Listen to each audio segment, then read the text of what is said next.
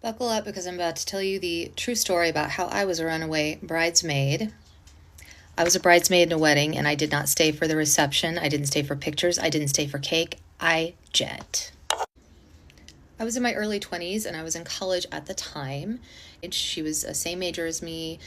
We weren't particularly close, but we worked together a lot. And one day on the quad, she told me that she was getting married and she had a bridesmaid lined up that had dropped out, but she needed symmetry, so she was asking me if I would help her. First off, the fact that I was second choice, I should have just said no, which just personal advice to everybody out there. If you are second choice in any social situation, an event, tickets, whatever, say no. Don't be second choice to anything. I'm first choice or nothing. I was the only gothy person on campus, and I already had a reputation for being standoffish and cold because I had very high walls at the time, and so I was like, okay, maybe you should soften up and do something nice for a change. So my dumbass said yes. So from the very beginning, there were issues. She wanted us all to wear a backless gown, and I was a double D at the time, so I had side boob in that dress, the original pattern. Luckily, the woman that was working on the dresses worked in the costume shop at the university with me. So she sympathized with me. We were able to alter the pattern just enough to where I was covered. And we also inserted a shelf bra. I still had to duct tape my boobs in the end, and that was not fun at all.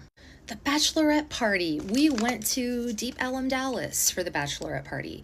And it turned out only 3 of us ended up going because no one else had time or wanted to go. And no one wanted to drive. She was the bride. She insisted on not driving. She's like, I'm the bride. I should not have to drive. The one other girl that was with us is like, I'm not familiar with Dallas, so I end up driving the whole way.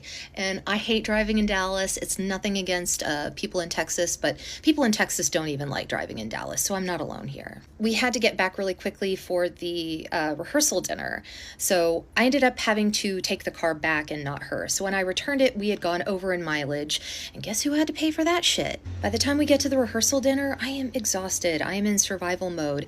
And the wedding was held at this humble little ranch in the middle of nowhere. It was kind of cute, but they were getting married in a field, and it was hot, and there were bugs biting me, and I was sweaty and gross, and I was like, man, I can't wait to get home so I can recharge, reset my batteries, and prepare myself to get this ceremony over with, get the reception over with, and I can take my ass home.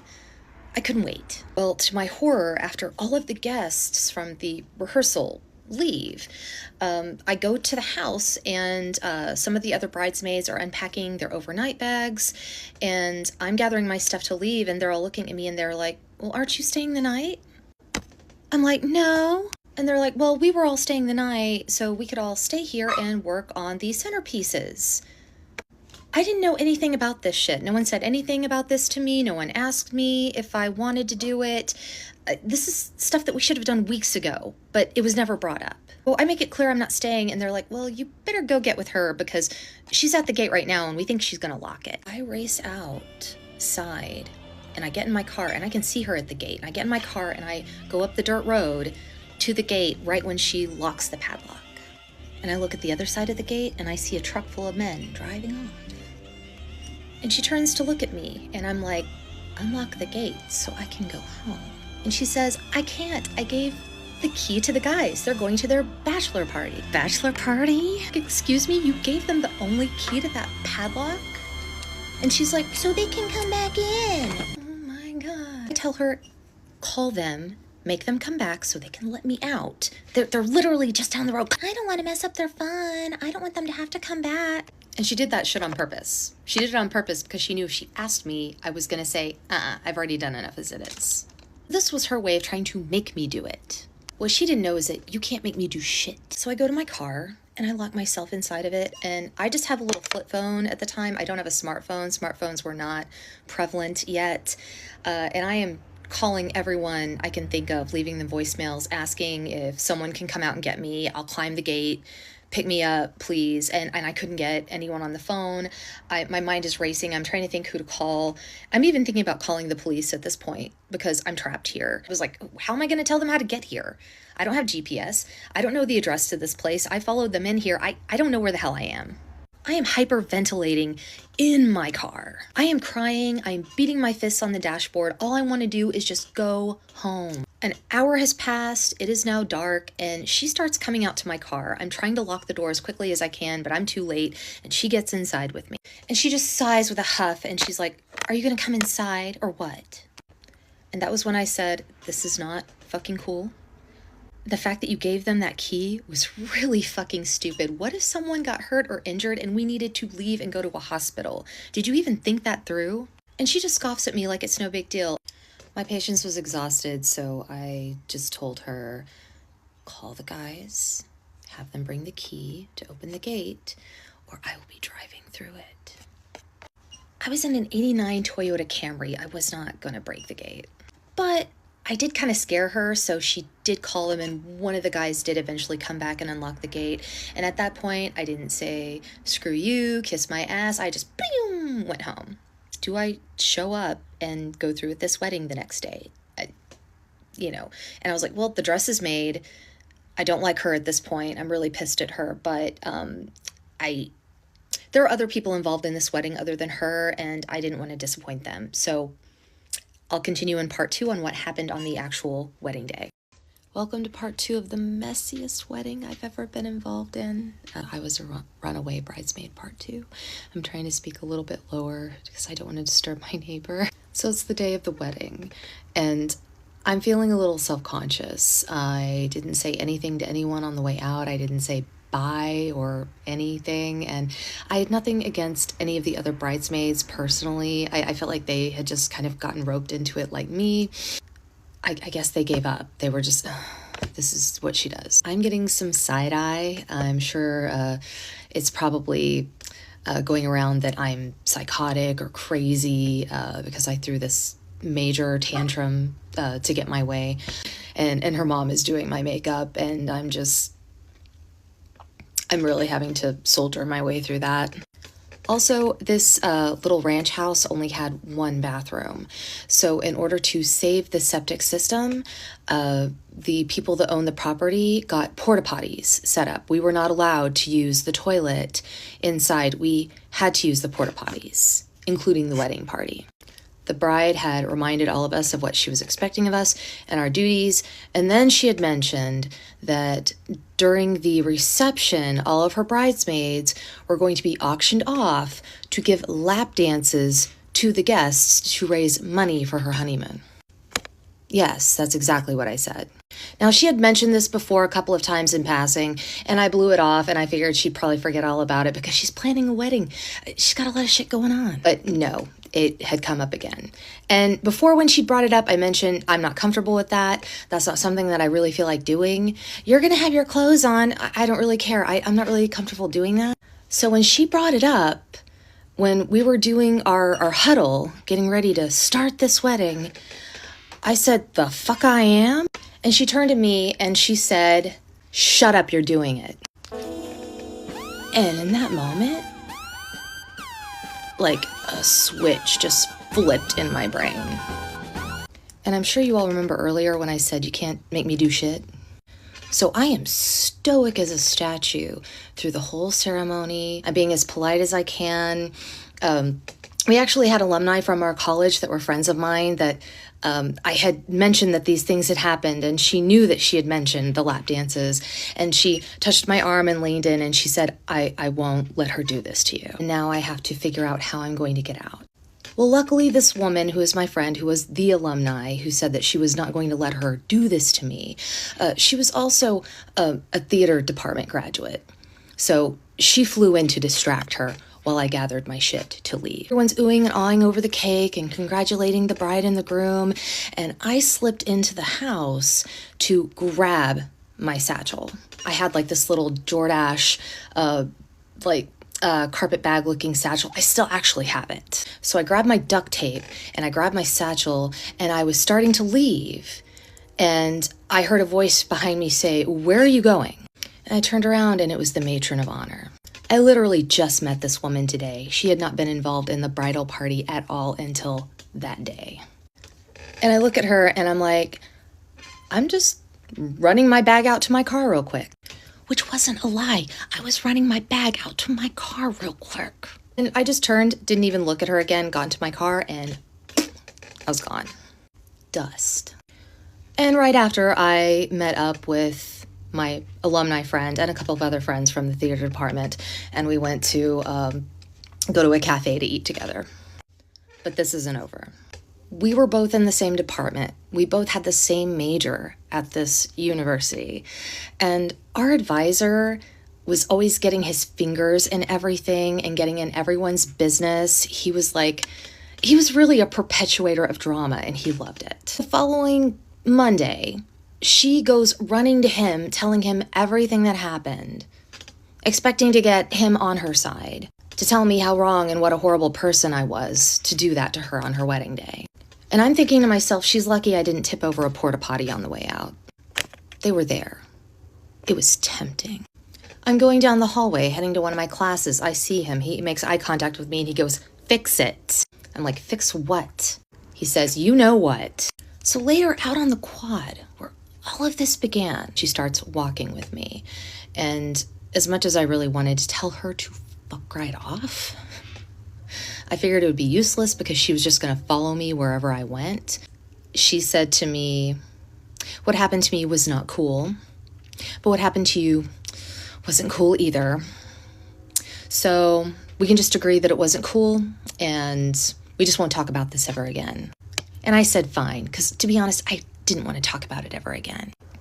And we didn't talk about it ever again. We had other issues in the future being in the same department, but I had to withhold very strong boundaries with her. I always had to remind her that, you can't make me do shit. But a valuable lesson was learned here. First choice or not at all. And I still do have that Jordache tapestry bag to this day. Right here. I love it. I've had it since the 80s. And I'm never letting it go. It's my getaway bag. So there may have been a murderer living in my New York City apartment. So this is my story time. Okay, I literally have a whole list of notes in front of me to make sure that I don't forget details.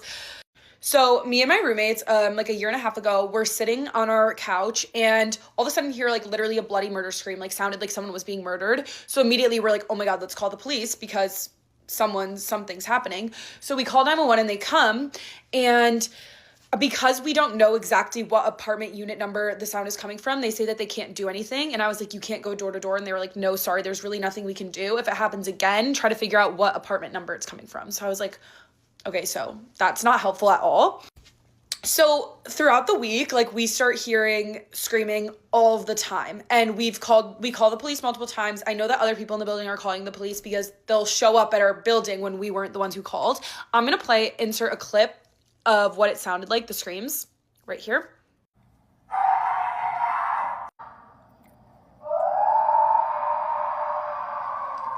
So in that first semester that it started happening, we called the police at least, I would say, 10 times. And then so obviously I started calling the super and emailing higher up people who own our building, and they were like, unfortunately there's really nothing we can do. You can't just evict people in New York City. You need a case. So send us videos with timestamps of what's going on. So I start taking videos all the time, which it starts to be literally every single day. It would just be oh, he's screaming again, or oh, someone's screaming bloody murder again. So I just started collecting a bunch of videos. So I had a whole album of stuff that I would send to them so that they could send it to their lawyers to create a case. So I go to NYU, so I'm in a New York City, just regular apartment, but there are other NYU girls, or were other NYU girls in my building who happened to share one of the walls with the man who was screaming. And they said that in the middle of the night, he'll be pounding on things. It'll sound like he's hammering things. He'll be screaming. He'll be yelling. He'll be kicking things, punching things, throwing things, breaking things. They've called the police multiple times. So other people in our building are obviously noticing it. People start talking, when we're in the halls, trying to figure out what's going on and what we can do. So one day in particular, it gets really bad, and I actually don't know, I don't remember exactly what happened, but I remember it being really bad to the point where we were okay, it had been going on for so long where we like weren't calling the police because we had called the police so many times and there was nothing they could do, that we were like, okay, we're calling the police right now because this is really bad. And they were like, okay, we've gotten other reports, we're sending people. So they send like EMTs, fire department, and police, because we were like, let's do you should do a wellness check, so knock down the door. So for reference, our apartment building is like, the walls are like paper thin. So like if I'm sitting on my couch, I can hear the front door downstairs open, and I can also hear people walking in and out of their units, specifically like if they're on our floor. And the guy was, of course, on our floor. So I heard him come home, get into his apartment, and he did not leave because there's only one door to leave your apartment. So I knew he was in his apartment and he was screaming bloody murder. So multiple people in the building call. So then now back into the story, the police come. So they start knocking on his door and he's not answering. And they're like, guys, like, he's not home. There's like nothing we can really do. And I was and they're like, okay, we're going to knock down the door. So they get the fire department to come and knock down the door. When they do, the first thing that the firefighter says is, oh my God, it looks like a sex dungeon in here. So that's never a good sign. So they walk around his entire apartment and he is nowhere to be found because he escaped through his fire escape, through the courtyard, and out through the front door of our building. So the second that they open the door, we're all kind of like standing with our heads peeking out of our window, obviously, or out of our door, like obviously want to know what's going on. And the entire building starts to smell like bleach, like reeking of bleach, like so bad. And at this point, because so many people had called the police, like multiple people were coming down to our floor and just like looking at what was going on, because there was also so many like emergency responders in our building. So they said that we didn't obviously look inside of his apartment, but they said that his whole apartment was covered in blue tarps and cleaning supplies. And I believe that I have a photo from downstairs seeing that his window was covered in blue tarps. So if I have it, I will insert it here. So his whole apartment was covered in blue tarps and cleaning supplies. There's blue tarps hanging from the ceiling, blue tarps covering all of the surfaces, bleach, whatever. So we're obviously freaking out because we're also like, where did he go? Like, he was obviously here. So obviously at this point, like, everyone in the building's really concerned. And so the girls who share the wall with him, like, I invited them into our apartment and we were just like talking, and like other people in the building like started talking with us. And the people who lived directly above him were like, we've been calling the police obviously for like the screaming sounds, but also because our whole apartment has been smelling like bleach. So we were just really concerned, and like they had been calling the super or whatever because the bleach scent was like going through the vents. So eventually the police are like, sorry guys, he's not here. We have to leave. There's nothing we can do, once again.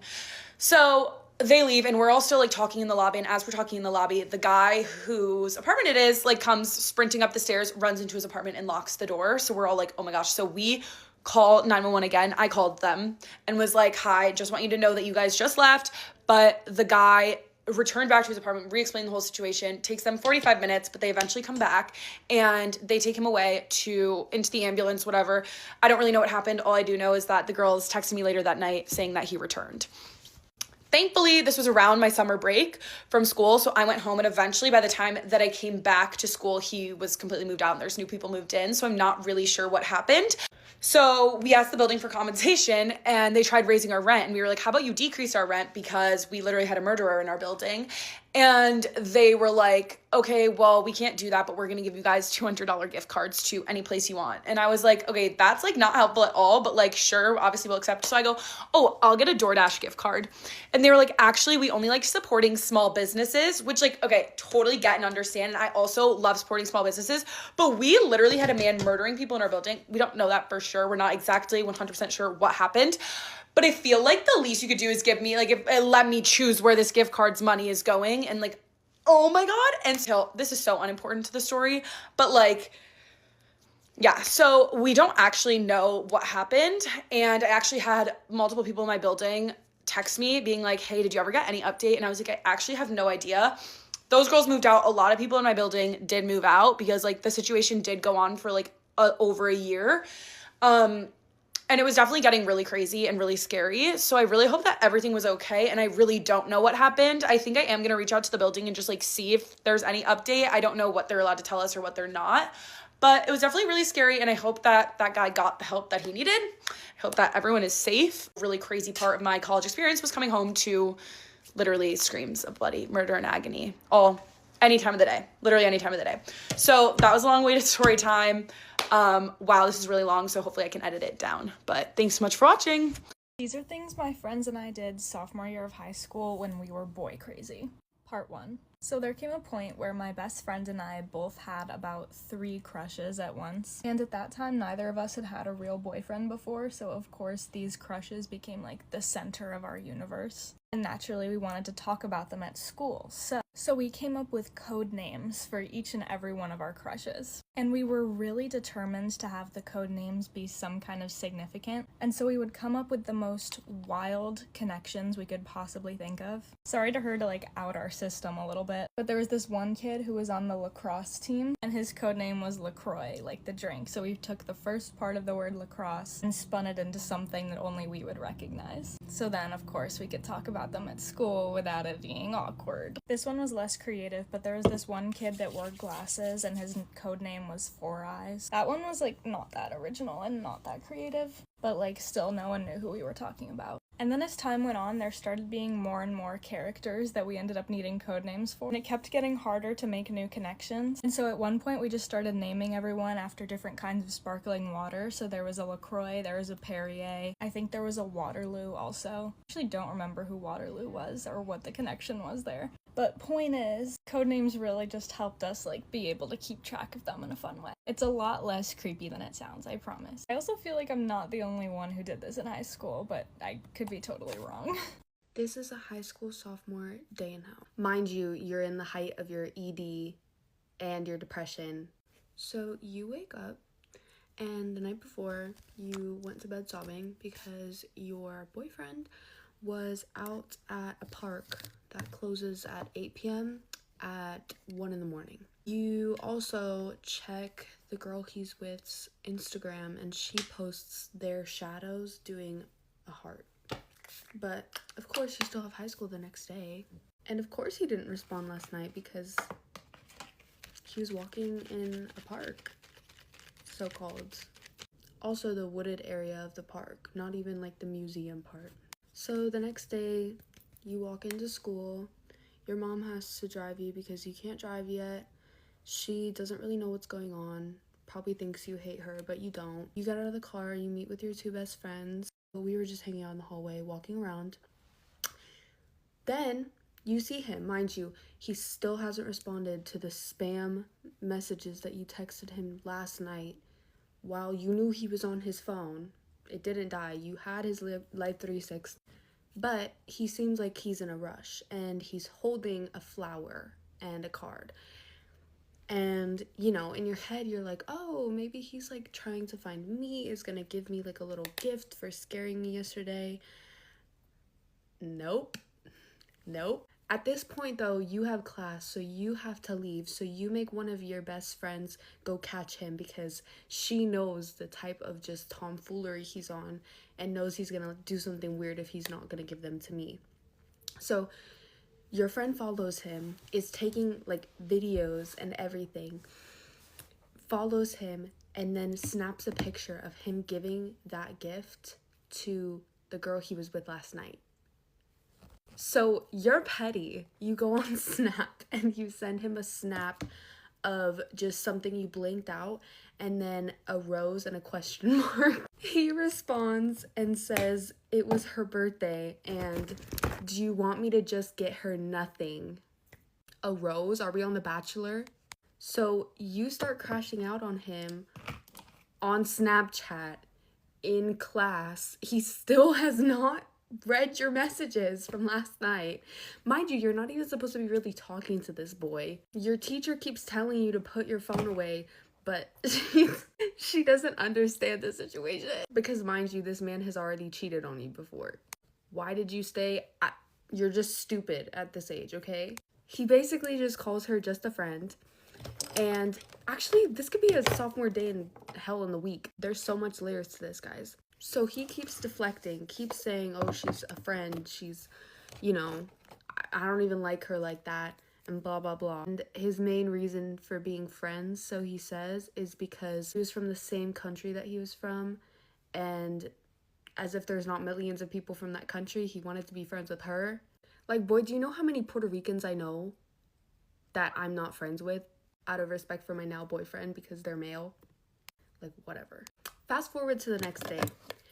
You decide to meet up with him in the hallway because our high school was on lockdown. Like, you have to do some middle school, like, meet me behind the bleachers type, like, stuff to not get truancy at my school. So, fast forward to the next day, you basically just start hearing that everybody kind of knew about it besides you and your friends. So, everybody knew that he was, like, diddly-dallying with a girl and just did not tell you. Oh! So you just want to, like, oh, I can't say that. You basically just want the school, because nobody besides your two best friends have your back, basically. Fast forward, like, I don't even know how long ago it was after, but fast forward another time. You hear that he's gonna be going to a dance, some kind of dance. So you and your two best friends were like, we should go to that dance and see what he does. Because the whole thing was run by some, like, club he was in that she was into. And I was like, I feel like something's gonna go down. So that's what you did. You and your best friends go to the dance and literally see them dancing salsa. And if you know anything about salsa, that's intimate, bro. That's intimate. Then, oh my gosh, they also were dancing bachata, which is even more intimate. You guys go look up what bachata is. Like, actual bachata, not like singular, like two people dancing bachata together. No. So you weren't having it. And so he looks at me and I look at him. Bro, that's how I felt, because he saw me. Like, there's just this weird thing where it's like we have like spidey senses of like when we see each other, and normally it's not for a good reason, because then I'm gonna crash. Like, I'm gonna be in the pit. Like, so you just basically see it in front of your eyes, and he still deflected and said that she was like a best friend or whatever. And for some reason, just nobody likes you at my school, probably because of him, because he liked to twist stuff. Everything he did is something I did, apparently. Didn't even know I cheated on that man, but okay. And then you have to do it all again tomorrow, because he's just like a POS and does not care about anybody besides himself and his mom. But that's basically the extent of who he cares about. So he'll do it again to you tomorrow, but you better be up for high school in the midst of all of it. When I was in middle school, I was getting bullied by these two girls. I mean, like, some pretty heavy bullying, like movie bullying. They'd like kick my shoes as I'd walk by to like trip me. They would shove mean notes into my locker. They'd throw paper clips at me in class. When I did like speak up to the teachers, they would just relentlessly be mean to me. Like at lunch, they would call me mean names, me and my friends. And for the most part, like, I just, like, every now and then I'd, like, bite back. But, I just was like, it's not worth it. But one day, apparently I was having a bad day, and I got pissed. And one of the girls' dads, like, left her family in, like, the middle of the night to, like, never be seen again. For whatever reason, that was, like, public knowledge. Like, she shared it with the whole class. And so they were being mean to me, and I looked at her and I said, "You're the reason why your dad left in the middle of the night, never to be seen again. Didn't take a single sock, didn't take nothing. It's because of you, bitch. It wasn't because of your mom, it wasn't because of your brother. It was because of you, because you're an insufferable little asshole." That struck a nerve. And they went to the principal. And the principal calls me in the office, and they're like, "That was so mean, that was so unacceptable. We don't tolerate this. We're calling your parents in." Now, my dad's deployed. He's usually the one who deals with this kind of stuff, so my mom had to deal with it. And my mom, there's one thing about my mom, is she will advocate for her children if they are being bullied. And so they call my mom into the office, and they explain the situation. And she goes, "Yeah, I know Holly's been being bullied. Like, she's told me she's reported it, and nothing's happened. And, like, she didn't want me to, like, do anything about this. Like, she would handle it. So why am I here?"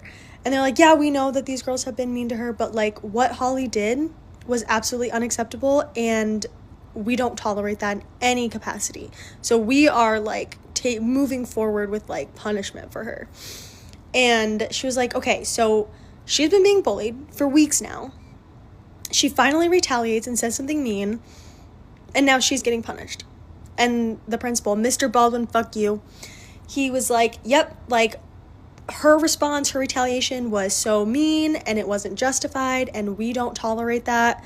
So my mom goes, what do you want my daughter to do in the future if this happens again? And he goes, well, keep reporting it to the teachers and don't initiate, don't retaliate. And she goes, so you want her to sit and take it and report it to the teachers who have not done anything. These last several weeks have done nothing. You want her to just sit and be bullied and abused by these girls. And he goes, yep. And she goes, okay. She sits back and she goes, okay, dumbass. And he's like, what? And I'm like, Mom, what the? And she goes, you dumbass bitch with your bald ass head. And I'm like, Mom, what are you doing? And she's like, no. She goes, your shoes are ugly. You're fat. Your belt is barely holding up your pants. You never should have gotten this job. Everybody hates you. I hate you. I think you're ugly. I think you're fat. And like, I don't remember exactly what she said, but like, I'm paraphrasing. But this is pretty much what she's saying. And he like gets up and he's like, Mrs. Blair, this is so unacceptable. I will not tolerate this. I want you out of here. And he goes off on my mom, and she stands up too. And mom's a big bitch. She ain't fucking with this guy. And they're like fighting. And she goes, what? You're supposed to just take it. I'm bullying you. You're supposed to just take it. And he kind of stops for a minute. And then I remember it vividly. He slowly sits back down in his seat. And he goes, okay, noted. I'll handle it. Holly, you're free to go for the rest of the day. And so we get up and leave, and my mom goes, bye, dumbass. Anyway, good for her. So after that, it was pretty anticlimactic. We all went to the guidance counselor together, and we worked through our problems. Nobody actually got in trouble, and we were just separated in like classes, and we weren't allowed to do group projects together, stuff like that. I never spoke to them again. I never had any other problems with them again. And to some other people ask, what are they up to now? They are both single moms of like 2 or 3 kids. I don't remember which one has 3 and which one has 2. But yeah, so good for them. Nothing wrong with being a single mom, but that is what they're up to. I do think that they ended up having a falling out also. Like, they ended up not being friends. They were also just mean girls. So they've just moved on to their next victim. Like, after whatever they said to them, like, they just moved on to the next person. So that's just who they were, and hopefully they've changed. I know I have, so. Story time about how I got asked if I was ticklish. So, a few months ago, I was talking to this guy. And when I say talking to this guy, I mean we had been strictly texting for about a week. And I'm in Ohio, posted up in Ohio, so there's nothing to do, right? But I don't want to like go on a date with him yet because I don't really know him. He's on the basketball team, I'm on the soccer team. Not gonna expose any names though. So my friends introduced us in a group setting, and I was like, okay, like, he's pretty chill. He got my number, started texting just a little bit. And so a few days later, he's like, hey, we should hang out. And I'm like, yeah, let's hang out, right? And so I have nothing else better to do, not talking to anybody. And I'm like, I don't want to like do this alone because I don't know him. So like, and that's just not safe. And so I grab one of my friends and I'm like, we should go like on a car fly. If you don't know what that is, like, it's literally where you sit in a parking lot and listen to music. And you just like jam out. Like, it's usually like white girl music, like this very like car fly. And so I'm like, yeah, like, I'll bring this girl and you can bring your guy. And it can be a little like double date kind of thing, but like just like super chill, hang out, not actually a date. And he's like, yep, let's do it. So we get in the car and it's 4 of us. We go to Cane's. We go get Raising Cane's first. It was a great experience. I'm starting to notice this guy is like very, very quiet. And when I say quiet, like, I mean posted up. He's got like the full like Carhartt jacket on and a beanie, and he's kind of just sitting there like this.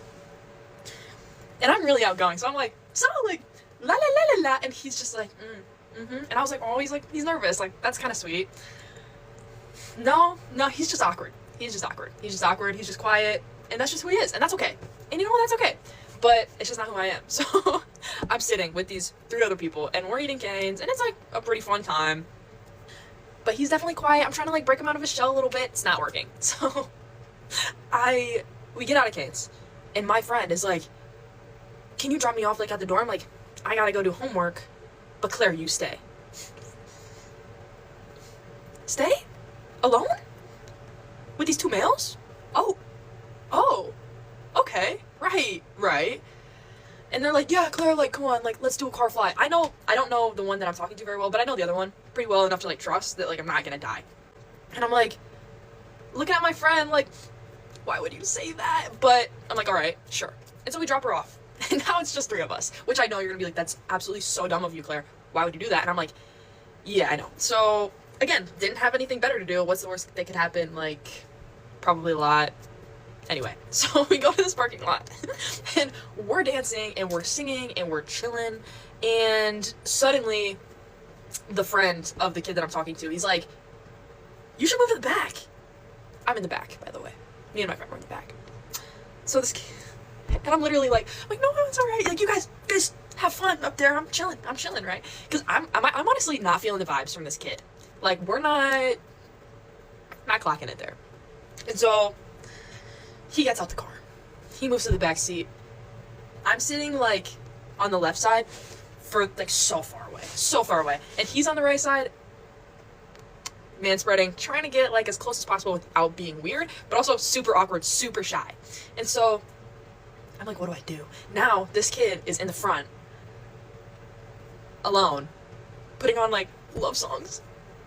And I'm sitting there. It's literally just the worst moments ever. And I'm just, like, sitting there, like, so far away, while this kid is slowly, like, scooching closer, right? And so I'm like, hey, you should play this song, right? It's like 1 a.m. at this point. It's pretty late. And we start playing, like, pump music, and everyone's, like, vibing again. And I'm still like, I don't want this kid to make a move on me, so I'm gonna stay over here. I think he's getting the vibes. He's just quiet. Then the kid in the front seat, he goes, all right, I have to go to the bathroom. I'll be right back. Immediately just jumps out of the car, runs away. Just runs away. And I'm now sitting in the car alone with this kid. And he's like looking at me, and the music is still playing. And he's like trying so hard to like get closer. And eventually he's just like, are you ticklish? And usually, like, that's not a terrible, like, thing to ask. I tickle people all the time. I'm not gonna lie. I'm guilty. Guilty as charged. But he's like, are you ticklish? And as he does that, he grabs his hand. This is my knee. He goes,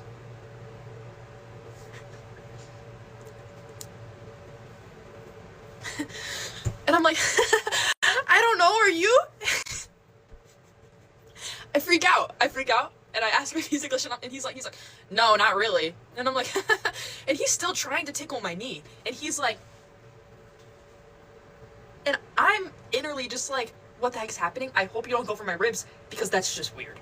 And over again for the next probably 5 minutes while his friend is gone, he is like touching my knees and just like not in a tickling way, just in a way that's just like,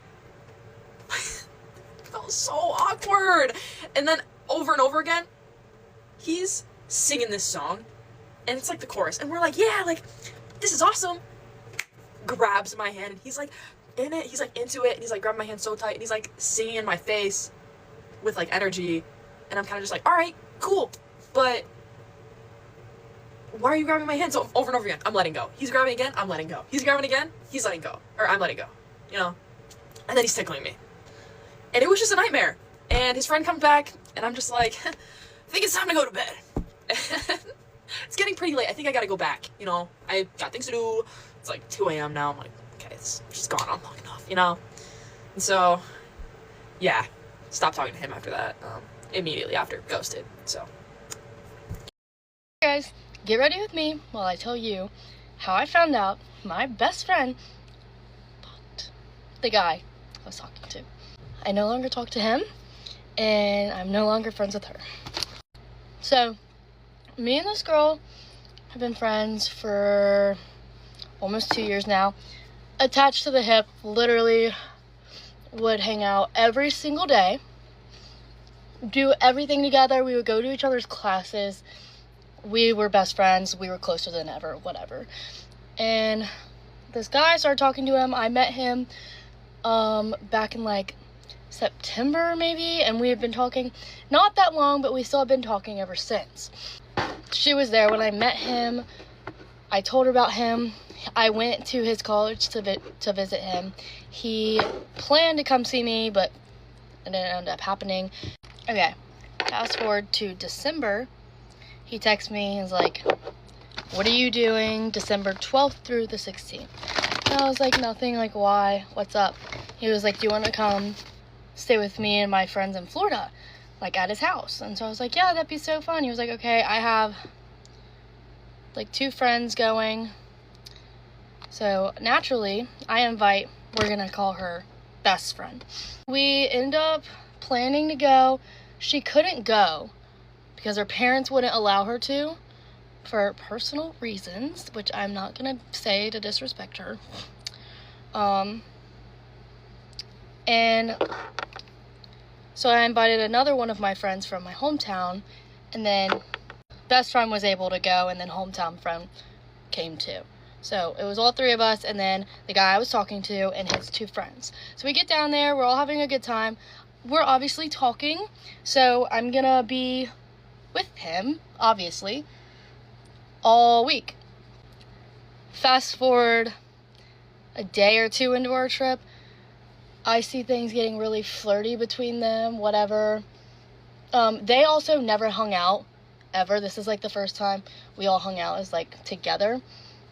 They flirted all during like one of our meals.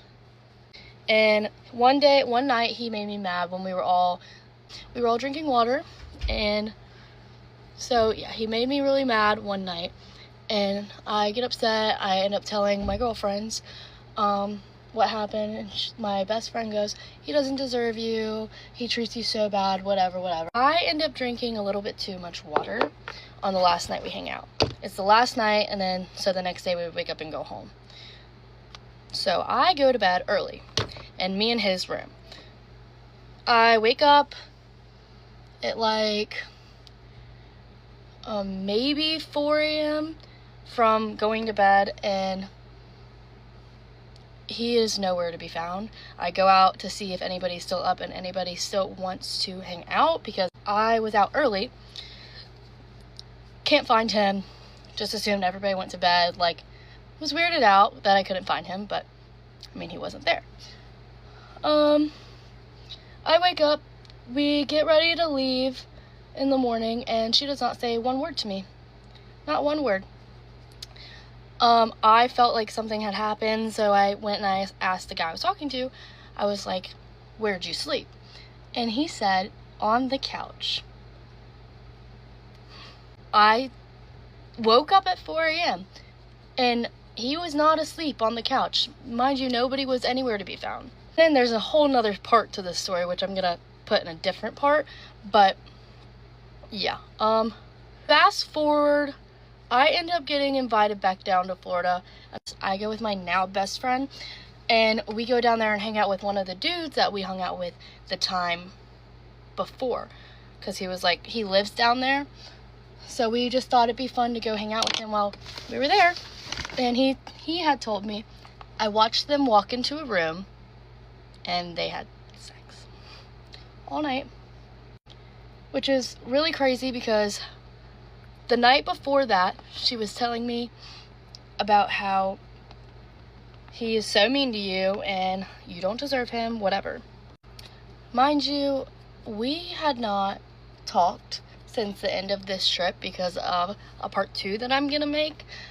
So I was already a little bit mad at her and my other friend about what happened at the end of that trip. That trip was filled with so much chaos. But I posted on my story, I was like, how are my leftovers? She saw it, didn't say anything, and I added her because the disrespect went crazy. I really don't know why I put up with our friendship for that long, knowing I could make an 100-part series of all the things she's done wrong in our friendship and all the shit I've let slide.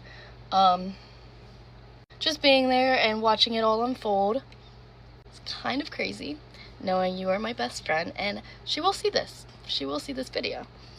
Um, I'm not gonna say who it is. A lot of my friends already know this story and have helped me do the right thing about being mature. And it really did hurt me because I thought that was my best friend, knowing I would have never done anything like that to her.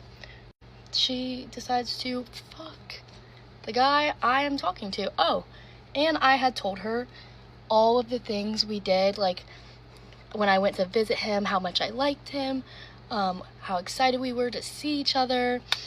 And yeah, but with him it was easy to cut off because he was just a dude, but with my best friend it was a little hard to get over. I'm still not over it, and it happened. I figured out about it almost a month ago, but it happened 2 months ago. Like, I had suspicion, and it still hurts me because I lost a best friend, but I really don't need people like that in my life. I'm glad it happened. It showed me our true colors, so I wasn't friends with the wrong people for longer. And my hometown friend that I brought with me, I had been friends with for maybe 4 or 5 years, and we don't talk anymore after that trip either. And she knew. I found out she knew too. And I'm sure she told her to do it too. There's nothing I can do at this point. Glad I'm not friends with her anymore, but it did hurt. If you want to hear part 2, I could make many. Story time of how I accidentally got myself pimped out. So this all happened about a week ago. This was the reason I decided to check myself into rehab. I'm in rehab now. Okay. So I started getting into the sugar daddy game. I was a sugar baby, right? And I had a couple people up in Sacramento area that were my sugar daddies. And, you know, I would go to dinners with them, meet them, spend time with them, and they give me thousands of dollars for doing that. So I had found a man down in San Diego, which is where I'm born and raised, so I'm familiar with the area, and he had told me, hey, if you come down this weekend, you drive that 8 hours down here, I'll give you $500 cash for gas, or I'll give you $500 for gas, and then I'll give you $2,000 for just hanging out with me. So what I thought was I was a normal sugar daddy date. Like, I just had to go out. He was telling me we were going to go to a fancy dinner. We're going to go to, to this really nice hotel. And all I have planned is that I'm hanging out with him. He is my sugar daddy, is what I thought. So I get the $500. He sends it to me on Cash App, and I drive my ass 8 hours down from Sacramento to San Diego. Okay? First mistake. Okay, so I pull up to San Diego. I pull up to this super fancy, nice hotel in downtown San Diego, and I pull up at like 10 o'clock at night, mind you. So I walk up to the front of the hotel, and he comes outside, and I mean, it is the man that I was talking to. It sure is, and he shakes my hand, and he gives me a little kiss on the cheek. Mind you, I'm 19 years old. This man is literally like 55, okay? Okay. Well, the first thing he says to me is, hey, baby, Apricot's upstairs waiting to meet you. Who the fuck is Apricot? Well, then he starts telling me, well, yeah, Apricot also made $2,000 today. And I'm all, well, how the fuck did she make $2,000? You gave her $2,000 too? Like, you have 2 sugar babies? And he literally laughed in my face. So now I'm really confused on what the situation is. Like, if you already have a sugar baby, then, like, why am I here? But I'm fucked up. And so I follow him up to the room, and sure enough, Miss Apricot is sitting in the bed, almost completely nude, and is like, hey, and goes to shake my hand. So I walk in, and I see Apricot. She's like a 35-year-old woman, okay? And I'm all, hey, Apricot, like, nice to meet you. And then they both go, okay, so we're going to give you the rundown of how this works. Of what? Of what fucking works? What are we doing? Okay, well, then this is when I realized the situation that I put myself in. So he starts telling me how he's got clients lined up for me. And he is telling me how to prostitute. They're telling me, yeah, the second the man walks in, you're going to start the timer, and then you're going to have him go take a shower, then you're going to take a shower, you're going to try and waste as much time as you can talking to him, and then you're going to do the deed, and you get paid.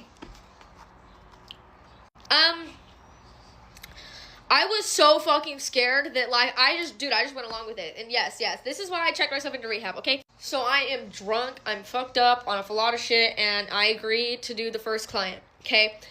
Who the fuck walks in the room?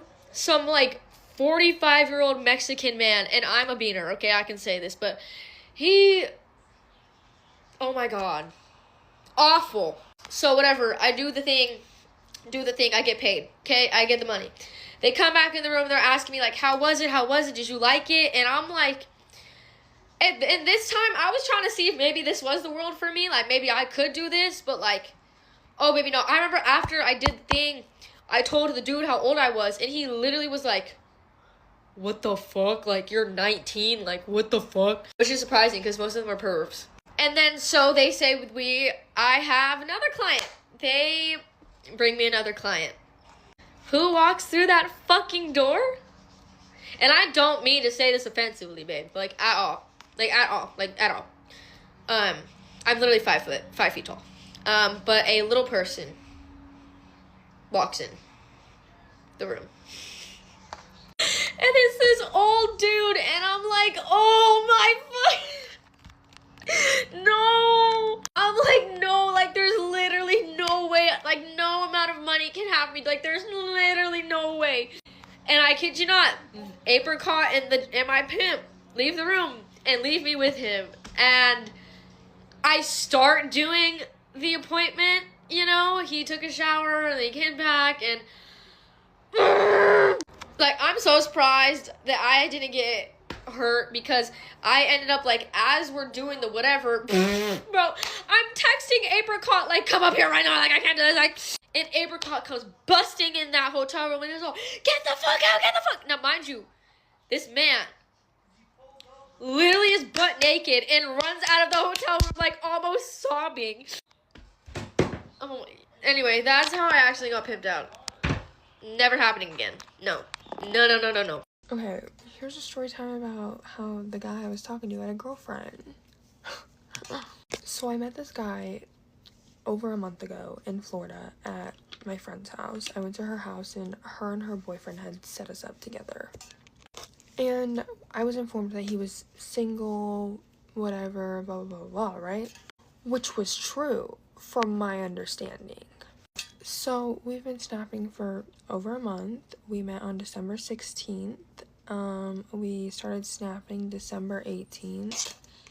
It's January 29th. So, like, I don't know, I noticed things were a little off. Like, he had stopped doing things that he had done before. He was leaving me undelivered for much longer. He wasn't conversating as much. And, like, I caught on to it. So I was like, okay, this is a little weird, but I kind of just, like, let it go, because I was like, maybe he's just, like, really busy with work and stuff like that.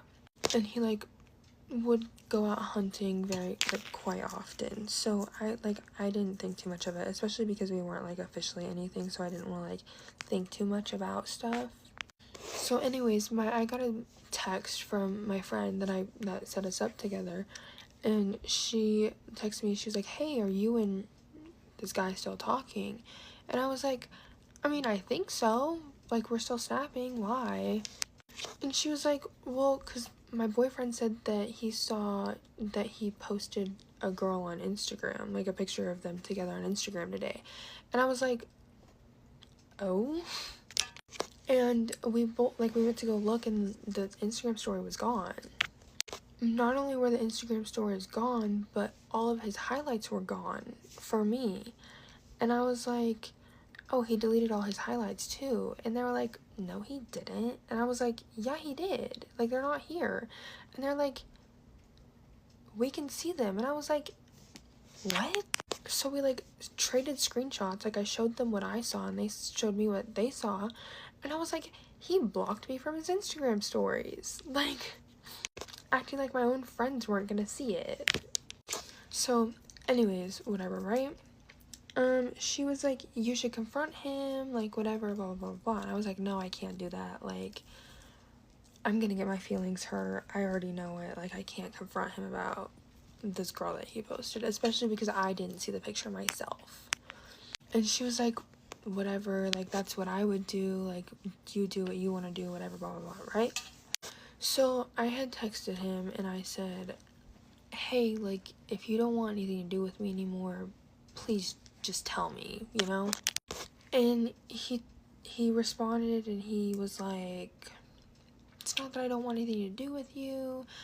I just have a lot going on with work right now, and I'm not really looking for anything, but like, you're cool as fuck, and I want to keep talking to you, but like, I'm not really looking for anything right now. And I was like, oh, okay. So I responded, and I was like, so did you know this from the beginning, or did something change? Because if he knew this from the beginning, then what was the point in snapping me for over a month? Do you know what I mean? Or, you know, just like, maybe what was the point in pulling me to chat while we were at the bonfire? What was the point in kissing me? Like, what was the point in it all if you knew from the beginning that you did not want a girlfriend? If you didn't want a girlfriend, you didn't have to pull me for a chat. Like, even if my friend's boyfriend told you, like, hey, you need to talk to her, you could have been like, nah, bro, like, I'm not looking for anything, I don't want to, you know? But he still did it. So, you know what I mean? And he replied, and he was like, kind of both. I was like, what? Anyways, he was like, kind of both. I mean, with the way my work is and my life, I just don't need any more responsibilities right now. I was like, first of all, I'm not a fucking responsibility. Like, A, I don't even live where you're at. You're in Florida and I'm in Colorado. I'm not a responsibility. B, is it really a responsibility for you to open up your phone and snap me back every now and again when you obviously have time to scroll on TikTok? Because he was reposting TikToks constantly while I was undelivered. His snap score was constantly going up. Like, I'm not a responsibility. No, that pissed me off when he said that. So anyways, I was like, whatever. Left the conversation at that. I didn't say anything. That pretty much just like called it quits at that point, for me at least. And so my friend had called me and she was like, oh, also, by the way, like, previously he had mentioned something about a girl because my friend's boyfriend had texted in a group chat with like all the guys and was like, hey, are y'all going to the bonfire? And the guy that I was talking to was like, let me ask, and said a girl's name that was not mine. And everyone was very confused, and she told me about that, and I was like, I know that name. And it was a girl that he had followed on TikTok, and she followed him back previously, and I like had mentioned something about it, but I didn't go too much into it because I was like, maybe they know each other from school, whatever. So I go to her TikTok and I'm like, okay, like, what the heck, whatever, right? So I go to her repost that night. I'm laying in bed and I'm just like going through her reposts, and she's reposting a lot about a guy, and I was like, okay. Brief intermission. My mom called me. We had to go to the vet to pick up her boyfriend's dog. It is now very much later. Anyways. So I'm scrolling and I'm like, okay, whatever, right?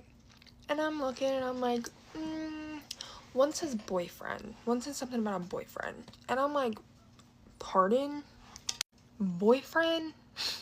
So I was like, okay, either they're talking more than everyone thinks they are, or she's got a boyfriend that's not him.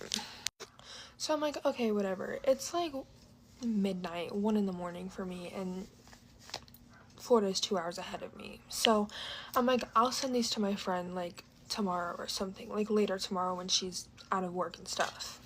So fast forward to the next day, he's still snapping me. He snapped me like once that day or whatever, and I'm in the parking lot waiting to pick my brother up from school.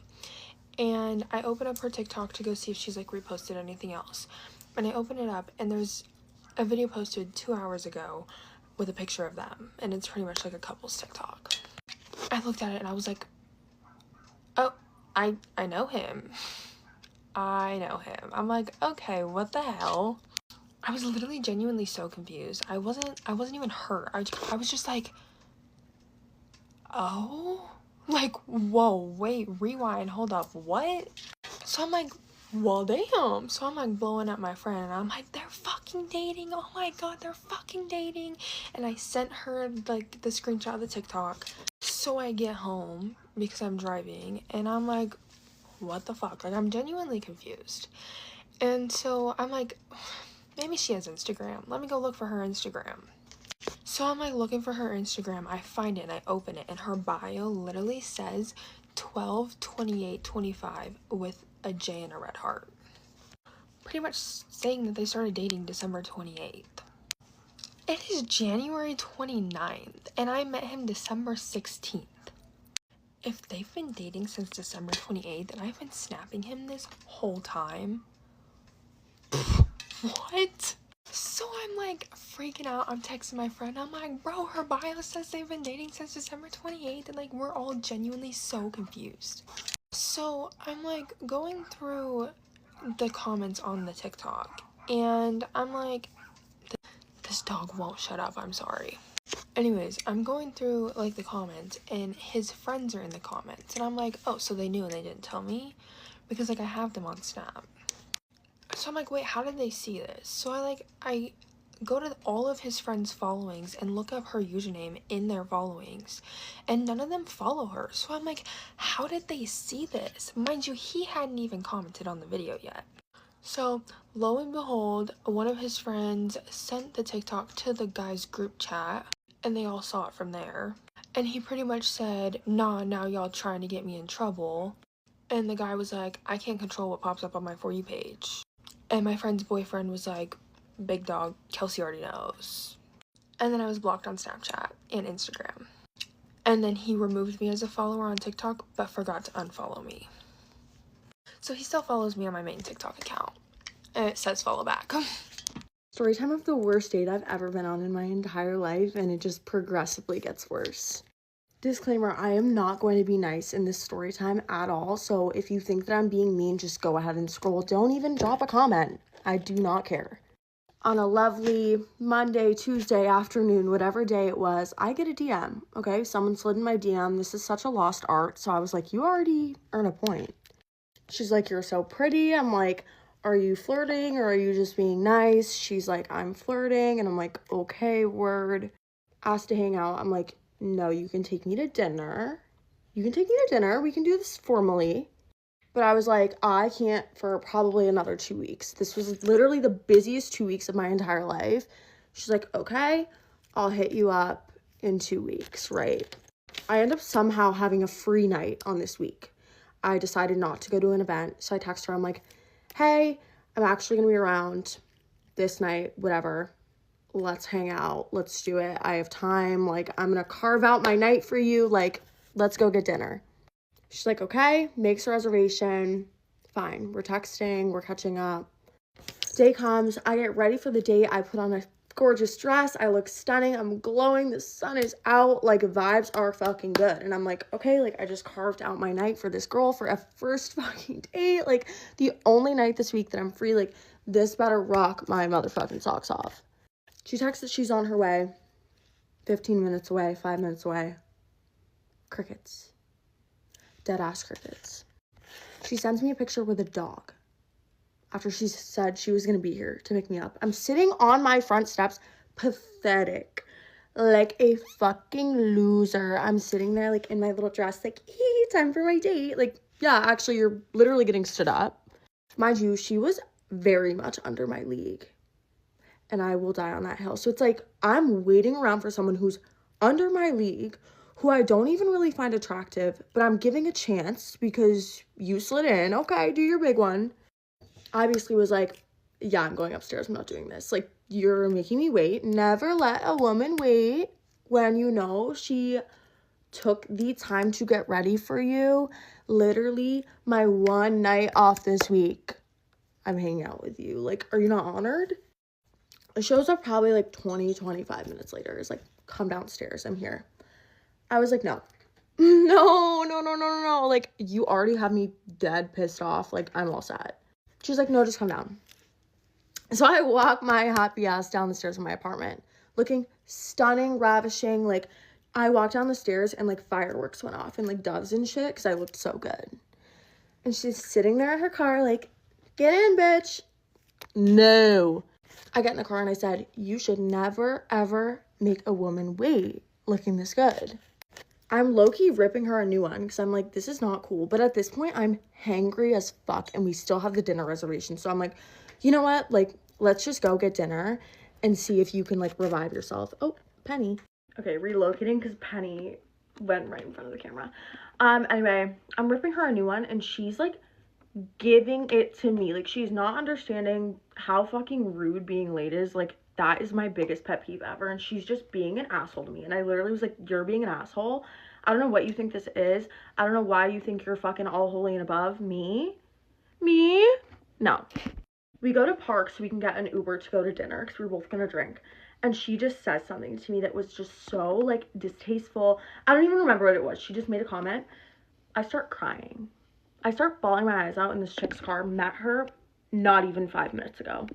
So I'm crying and I was just like, I was hungry, I was mad, you made me wait. Like, it was just like 7 things at once.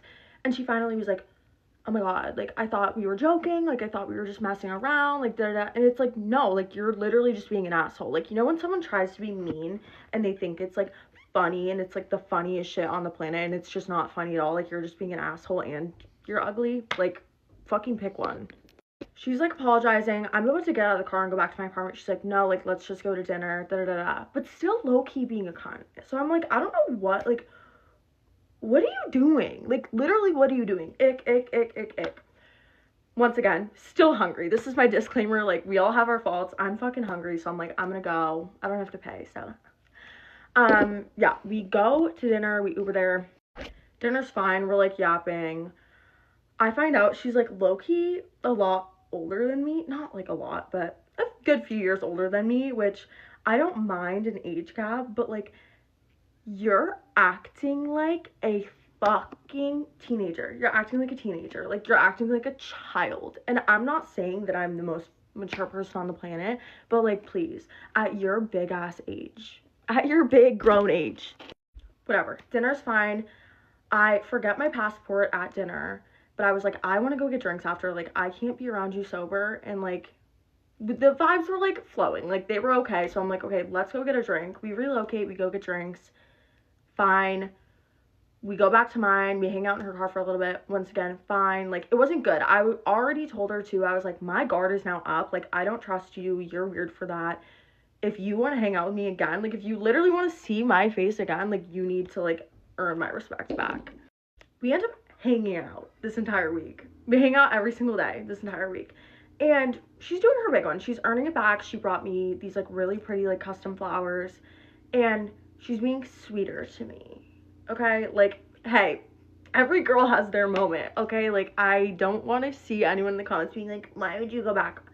Okay, like, I was lonely. Like, I needed a friend. I needed a friend to hang out with. I look back and I'm embarrassed, but, you know. Got flowers, got ice cream. We ended up, like, hanging out for, like, 4 days in a row. But I low-key was, like, kind of pulling away. I was like, you did your big one off the bat, and, like, yeah, you've been earning it back, but I still don't respect you. Like, I don't respect you. You clearly don't respect me, even though you're trying to earn it back. Like, I don't know. It just threw me off, and if you're gonna act that way right off the bat, like, that tells me everything I need to know about you. So I kind of was like, okay, this was fun. Goodbye.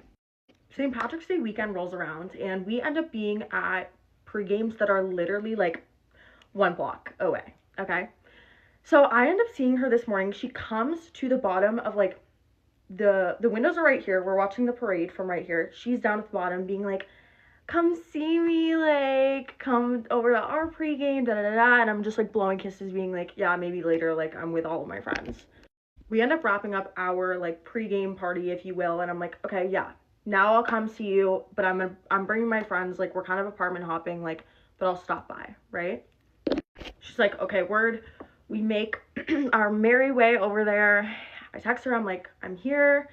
She comes down, looks me dead in my face, looks at all of my friends, goes, says nothing, does not even acknowledge them, does not say hello to me, does not say hello to them, turns around, walks straight into a wall with a sun cruiser.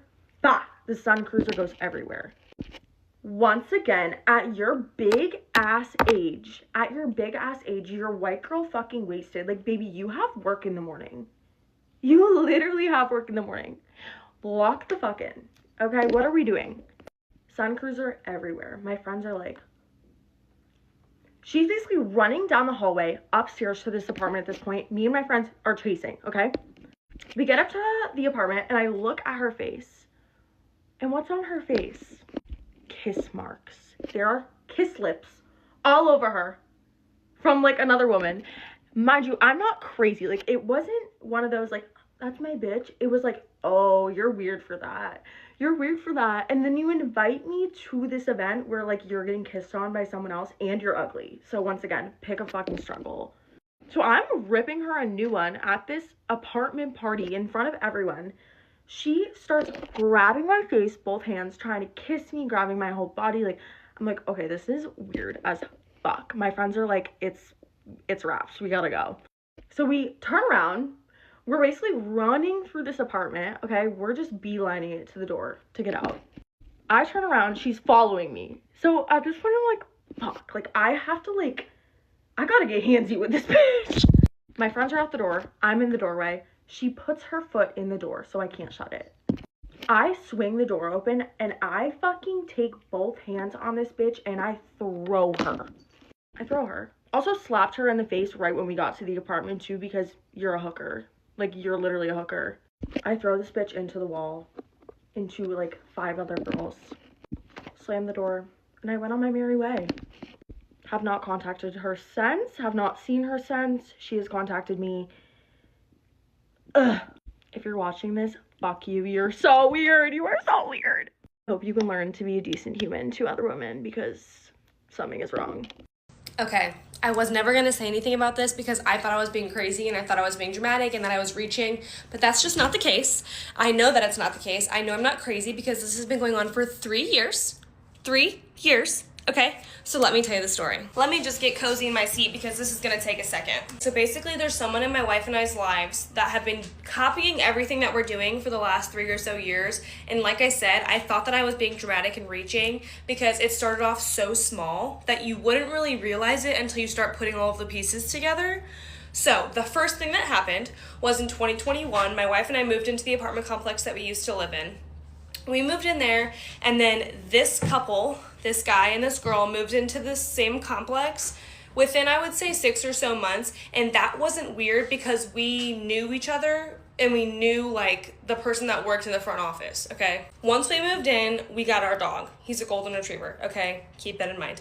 We moved in, we got our dog, I would say like less than 3 months after we lived there. So we got him in 2021, and then they got a dog, I want to say probably 6 months after we did.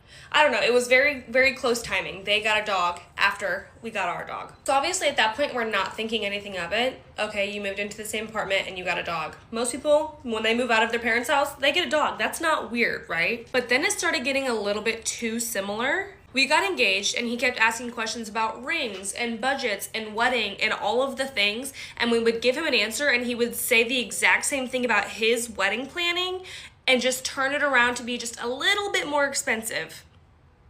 Okay, don't care. Mind you, they had been engaged for 2 years at that point. No wedding planning happening, but once we started planning our wedding, they miraculously had all of these plans going about the same speed that ours were, okay? This is a direct quote from a conversation that we had in this whole wedding planning process. He said to me, "Am I invited to your wedding? Because if I'm not, you're not invited to mine." Okay, 1, no, you're not invited to my wedding. Never been a plan for that to happen. 2, don't want to come to your wedding, babe. I don't want to. If I was invited, we would not be coming. Then we started house hunting, okay? Just looking around, putting out feelers, seeing what's out there. We had mentioned that we were okay with getting like a little fixer-upper and having our family help us put the things that we wanted.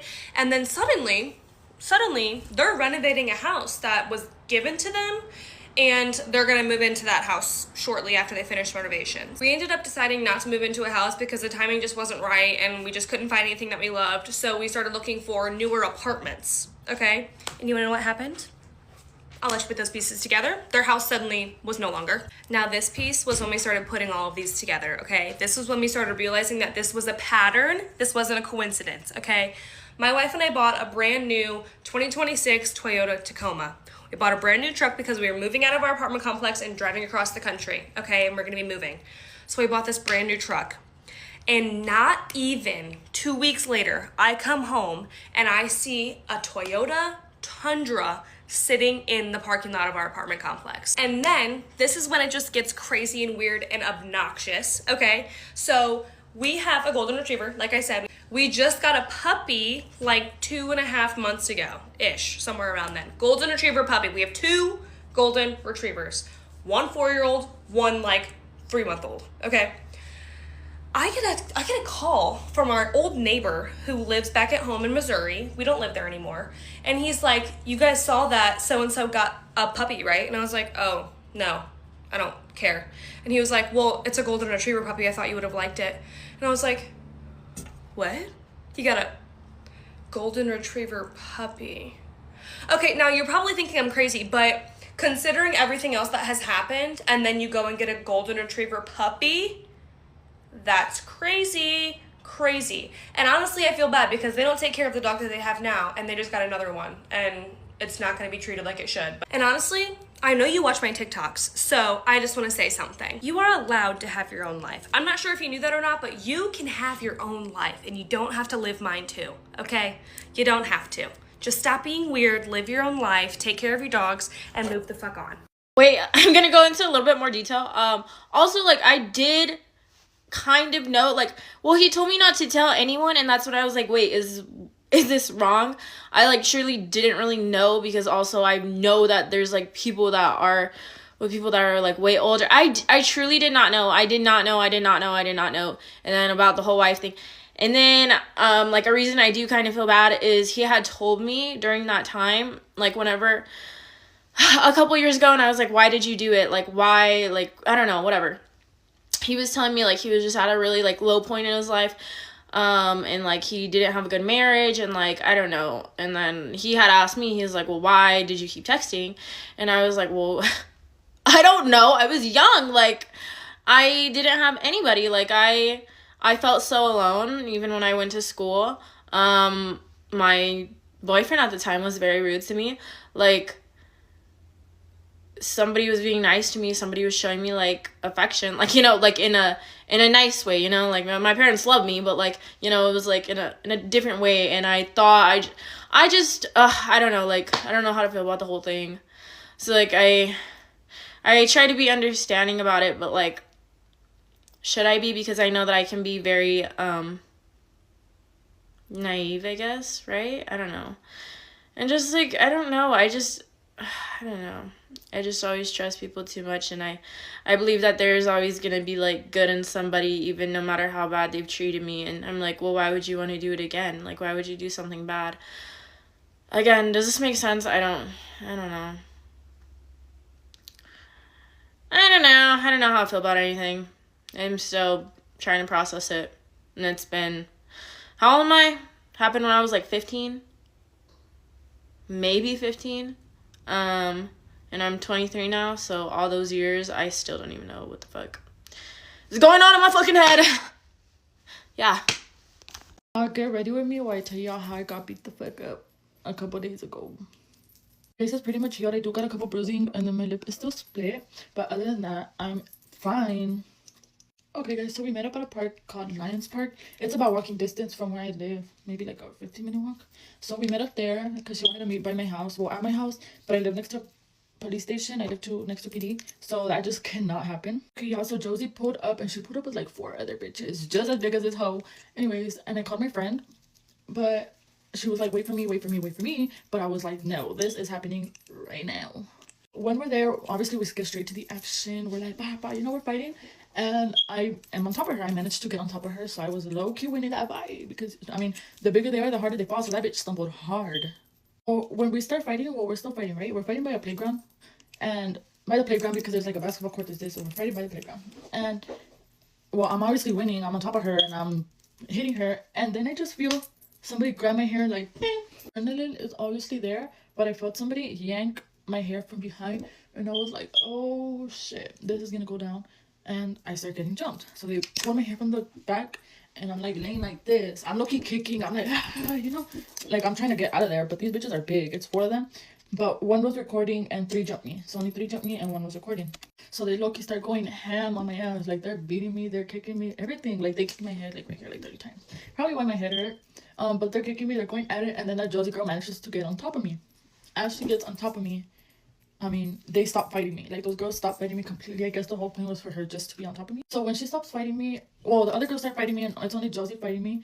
I mean, I obviously started fighting back, but it was low-key hard to get out of there. But I managed to roll her over, because we're low-key tussling and stuff. I managed to roll her over. So as I'm on top of her and I managed to roll her over, like, well, I'm in the bottom, but I managed to roll her over and I'm on top of her again. They come at me again. They start, all three of them start fighting me again. So the two girls, I don't know their names, and Josie start fighting me again. Okay, so they're fighting me again, and of course I don't feel nothing because I'm telling y'all the adrenaline was freaking there. On for like a couple minutes, and we're still freaking fighting. But then people start showing up, and it looked like they were calling the cops. So they literally like dipped. Like, those girls dipped. They ran. They got into the car and they dipped. And I was like, ugh! I stayed on the ground. I was like, you know. So when I'm fighting, my best friend is already on her way. Well, this bitch gets there, but those girls are already gone. And she just looks at me and she was like, Mia. And I was like, what? And she was like, Mia, look at your fucking face. And I look at my face and I'm bloodied everywhere. Anyways, guys, so when I got home, my friend left, and my mom, I don't know, she was in the living room, so she saw me beat up and she started asking me like, what the fuck, what were you doing, what happened, I don't know what. And I was like, girl, I fell. But obviously she don't believe me. She didn't believe me, because I was beat the fuck up. Like, a fall is not gonna do that to your face. I had no lashes, I had a bald spot, I literally had blood on my nose like that, and my busted lip. Really, I told her, I got into a fight, like, whatever, like, this girl was bothering me, and we fought at the park. And obviously she was fucking mad, and she was like, and she took away, well, she didn't take away my phone, but she grounded me. But like, I'm still grounded. I'm getting ready for work. I can't do nothing but go to work. Okay, yeah, guys, that's how I got beat the fuck up. But I don't really know if I really got beat the fuck up. That's why I'm gonna try to find the video, y'all. I'm gonna try to get the video, but I don't know if it really counts because I did get jumped. I was winning, but I got jumped. Anyways, bye queen, see y'all never, and don't fight big fat bitches if you're not with the group, because these bitches will actually jump you if they're losing. Maybe because they're big and they're not used to losing, but me neither, baby girl. Get ready with me as I tell you guys the story time on why I don't talk to my mom anymore and I moved an hour away. Okay, we're starting with Nivea cream. So, little like PSA before, oh my god, it's a lot. Before like I get into the story time, like anyone that like knows me, like I'm really close with them, they knew like me and my stepdad were tight as fuck. Like, we literally did everything together. We smoked together, we drank together, like bro was literally my plug. Okay, so the story really starts when Justin Timberlake was coming to Chicago for his concert last year. And at that time, like, everyone was wearing bodysuits, and I thought it would be, like, so chic if I wore one to the concert. Sorry, I had to do my eyebrows off camera, but I used Too Faced in the shade Cloud, and then this, like, little drugstore thing, and then this powder. Okay, I'm using this as foundation, but I go to Whitfield with my stepdad to find a bodysuit for the concert, and I can tell something's bothering him, and I'm just like, hey, like, what's wrong? Like, talk to me. Like, what's up? What's bugging you? And he's like, oh, like, I can't tell you. Like, I don't want it to ruin our friendship, like, the relationship that we have. Like, I just feel like it's gonna ruin it. I'm honestly thinking, like, it's nothing that serious. Like, it's really not that bad. So I'm just saying, like, tell me, like, it's fine. Like, nothing can ruin the friendship that we have. Boy, was I wrong. Was I wrong. So, he tells me, I'm in love with you. Bitch, take a minute. What? Did that take me off fucking guard? I was not expecting that. I'm using this for, like... So, I guess I made a face. And he starts profusely apologizing. He's like, I'm so sorry. Like, I just ruined our friendship. Like, I don't know why I said that. Like, I just see so much of myself and your mom in you. And it's just, like, making me fall in love with you. Dog. Just stop. Just stop. So I tell him, like, hey, like, it's fine. Like, I'm like, okay, like, that, like, threw me off guard. But as long as you don't try to do anything with me, like, we're good. Like, it's fine. Like, I understand, like, that's how you feel, but, like, as long as you don't try, like, doing any weird shit with me, like, we will be good. Okay, I did my blush. I used the Rare Beauty in the shade Happy, and then for concealer, I'm using this, and using this as well. So, like, fast forward to March, I'm at my ex-best friend's sister's birthday party, and I come home around 8:30, 9 o'clock, I want to say, maybe 9:30. And as I walk into the door, my mom and stepdad are on the couch, and my stepdad asks, he's like, hey, do you want to watch the UFC fight and drink? I'm never gonna turn down the alcohol. So I was like, yeah, like, fuck it, I'm down. I go change, get into my, like, jammas or whatever, and it's about, like, 10:30, 11 o'clock. My mom's like, okay, I'm going to bed. I'm tired. I'm working in the morning. Cool. Hey, I want to say it's around 12 o'clock at this point, and I go to the room because I'm on the phone with my ex. That night, we ended up getting together again, like, through the phone. Low-key, I don't know why I got together with man on the phones, but it's fine. It's fine. So, I'm like, okay, I'm gonna be right back. Like, I'm just gonna go say goodnight, like how I always did, and go finish my drink really quick, because I want to say I had, like, half a drink left. So, I sit out there for a few minutes, and I'm just like, okay, like, I'm finishing up this drink, and my stepdad, a blackout drunk. Gang is not even, like, forming, like, correct sentences. So, I was just like, hey, like, I'm going to bed. Good night. Love you. Hug and a kiss. He's like, kiss me how you kiss your boyfriend. Bitch, what? What? I was like, what? And then he's like, kiss me how you kiss your girlfriends. I was like, no. I was like, that's weird as fuck. He's like, no, like, kiss me. I'm like, no, like, actually, what the fuck? So, he pulls me closer to him, and I'm, like, literally struggling with gang. I'm just like, dude, get the fuck off of me. Like, this isn't okay. Like, actually, get off of me. Stop. Mind you, my mom's, like, 50 feet away, sleeping in the bedroom. So, and he gets me onto the couch. Okay, I can't cry because I'm doing powder now. But he gets me onto the couch. He's on top of me, and I'm literally trying to fight for my life right there, and I'm just like, get off of me, like, stop, like, I'm not kissing you, like, get off of me, fucking stop. For 5 minutes, I'm trying to get this man off of me. 5 minutes. Eventually, I get him off of me, and I start, like, walking to my room, and he's like, fuck you. Bitch, fuck you, what? What? What? Like, actually, what? You're saying fuck me, fuck you, you're weird as fuck. Anyways. Sorry, that, like, low-key just made me mad. Anyways. I go to my room. I immediately started, like, sobbing so fucking bad. And my ex is like, what's wrong? Like, what happened? What happened? And I'm just, like, I can't breathe. Like, I'm crying to the point, like, I'm literally, like, not fucking breathing, and I'm just like,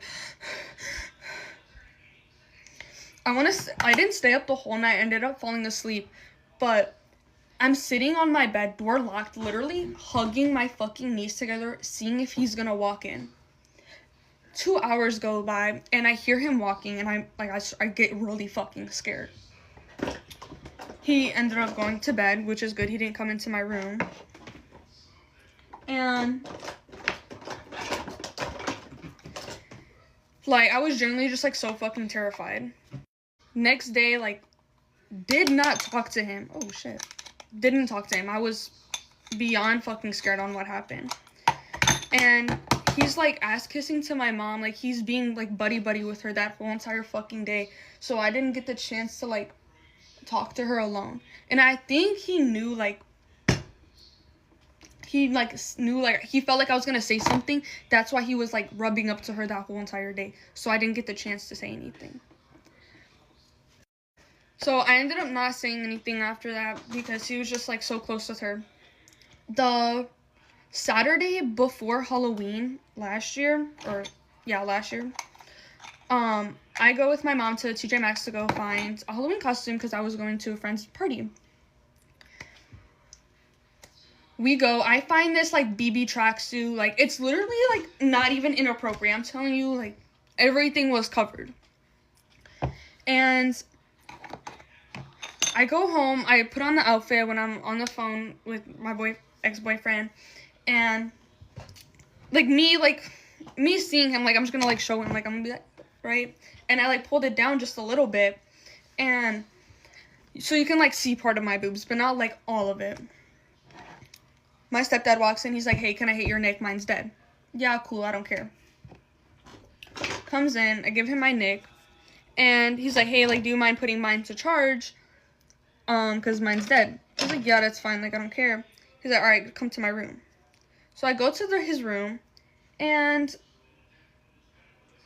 I sit at the, like, edge of the bed. Because what? Like, I'm not just going to stand there. And he comes up, and I'm literally, like, I'm sitting like this. He comes up, he kneels in front of me, and he's like, why won't you choose me? Why won't you choose me? I was like, what? Like, what are you talking about? And he's like, you know what I'm talking about. Like, I don't want to, like, name drop my ex. Like, probably everyone fucking knows him, but he's like, why won't you choose me like how you choose your ex? I was like, dude, what the fuck? I was like, that's literally my boyfriend. Like, I will not love you how I love him. That's weird as fuck. He ends up, like, rubbing my legs, and I start getting really uncomfortable, and I'm like, please, like, stop, like, get off of me, like, I want to leave. And my, top was still zipped down. He puts his face in my tits. So I immediately start tweaking out. I was like, get off of me, like, I want to go, like, leave me alone, get off of me, get off of me. 5 minutes goes by before I can get this man off of me. Mind you, I'm, like, a lighter person, so it's a little harder. So, oh shit, I'm gonna have to do a part 2. It's fine. Okay. Anyways, get him off of me. Go to the living room, show my mom my Halloween costume, go back into my room, immediately change, and started sobbing again. My ex is like, what's wrong? Like, what happened? What happened? What happened? I couldn't tell him. Like, I was so fucking, like, distraught. I was just sobbing. Okay, wait, go to part 2, y'all. Okay, this is part 2. It may be, like, weird on why I'm talking about this so calmly, but I've come to the realization, like, shit happened. As much as I want to go back and change how I acted and why I didn't say anything first, like, I can't. And honestly, like, everything that has happened to me, like, my whole mentality's changed. I honestly don't give a fuck about anything anymore. I don't care how people see me. I don't, like, I'm just, like, a very nonchalant person now, I guess. But Friday, it's Halloween. Super excited to go out. Literally, I'm like, yay, like, it's Halloween, I'm gonna go to a party, get drunk as fuck. I get a message from my mom during second period. Big ass paragraph, because I didn't sweep one little area. She's like, when you come home, I want your phone on the table, you're not getting your car, like, you're not doing anything today. I was paying for my own phone, so I was like, no, like, you're not taking my phone, I don't care, like, I pay for it. And I was like, you can't stop me from seeing my grandparents and getting my car. Like, that's just weird as fuck. So, I come home at 11:20 because that's when my lunch was, and I had forgotten my iPad charging in my room. My friend is waiting for me outside my house. And I was like, girl, like, low-key, give me a minute. Like, I feel like some shit's about to go down right now. Just, like, wait for me here. So, she's waiting. I walk into the garage, don't say anything, go to my room, grab my iPad. As I'm about to, like, leave the fucking crib, she's like, why do you have so much attitude? I said, no one has attitude here but you. She's like, excuse me? I said, you're excused? She's like, put your phone on the table. I said, the phone that I pay for? No. Like, what? She clearly did not like that answer because she gets up in my face, starts coming closer to me, starts choking me out. And I was like, get the fuck off of me. Like, bitch, what the fuck are you doing? We're going back and forth. I'm like, I hate this house. I don't like fucking being here. That's why I'm always working. And she's like, what's so fucking bad about here? Like, go up to Lindenhurst if it's that bad. Bitch, okay. Where am I now? Up here. Anyways. And I tell her in the middle of us screaming, I was like, I hate this house because your fucking husband's in love with me and he makes me uncomfortable. Shorty does not even fucking blink an eye to that. She just keeps attacking me. Bitch, your 16-year-old daughter just said that your husband was in love with her and that he was trying to touch her. But you're not blinking an eye at that. But okay. She keeps attacking me. We get into their kitchen. She punches me in my mouth. Didn't even think. Punch her back. She deadass goes and sees red, bro. She's like, fucking like deadass crazy. She just runs and attacks me. Like, okay, do your big one. But I honestly could have kept the fighting going. But I was like, nah, like, I low-key need a dip. And I know all my mom's weak spots, so it's like, I know I could easily win this fight. Because she's just going to choke me out. I was not trying to do all that. Finally get her off. She runs to my bag where my phone is. Tries grabbing it. Boom, snatch that bitch before she can grab it. She's like, this is my bag. I paid for it. And I was like, okay. And she goes to the garage door so I can't leave. I walk out the front door. Walk into my garage, grab my shoes, shut my garage, go into my friend's car, sobbing, crying. She's like, what the fuck happened? And I was like, bro, I just hit my mom. Like, I've never hit my mom before. I feel so bad. I turned off my location. I was like, do I even want to go back to school? I ended up going back to school. My stepdad's texting me. He's like, we'll put the photos of what he said to me in a different video because I need to find my old phone. I low-key forgot where I put that. But he's like, please come home. Like, let's just talk. Like, your mom doesn't have to be there. All of my friends are telling me, don't go. Like, don't go. I ended up going because I honestly needed to pack a bag for my grandparents' house and because I was not going home that night. My stepdad and I ended up having a conversation in the backyard. He's apologizing. He's like, you can't just accuse me of doing that, but you did it. So it's like, I'm not accusing you of shit. I'm telling my mom what the fuck you did to me. He's like, you need to apologize to your mom for hitting her. I said, she hit me first. Like, what? He's like, be the bigger person. Okay. I go in there. I was like, I apologize for hitting you. Should not have gotten this far. She's like, yeah, you're right. I shouldn't have. Bitch, I will hit you again. What the fuck are you talking about? Don't piss me off. I go to my room, pack a bag, walk out the house. Didn't say anything. My stepdad's like, turn on your location so, like, we know that you're safe. I was like, okay, like, you know what? Like, that's, like, low-key smart. Because last Halloween, like, got blackout drunk. So I turned on my location. I ended up sleeping at a friend's house. The next day, I come home. My stepdad drives me to my grandparents' house. Which is, like, really ironic, but my mom was, like, not speaking to me at all. So I was like, I don't care.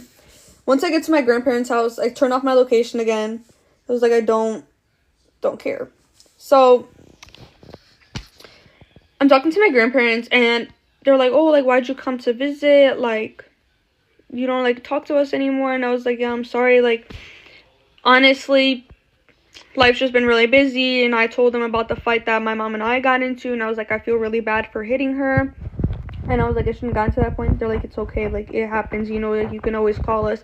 We'll come pick you up. Bitch. But Monday, I come home. Because I had a work meeting.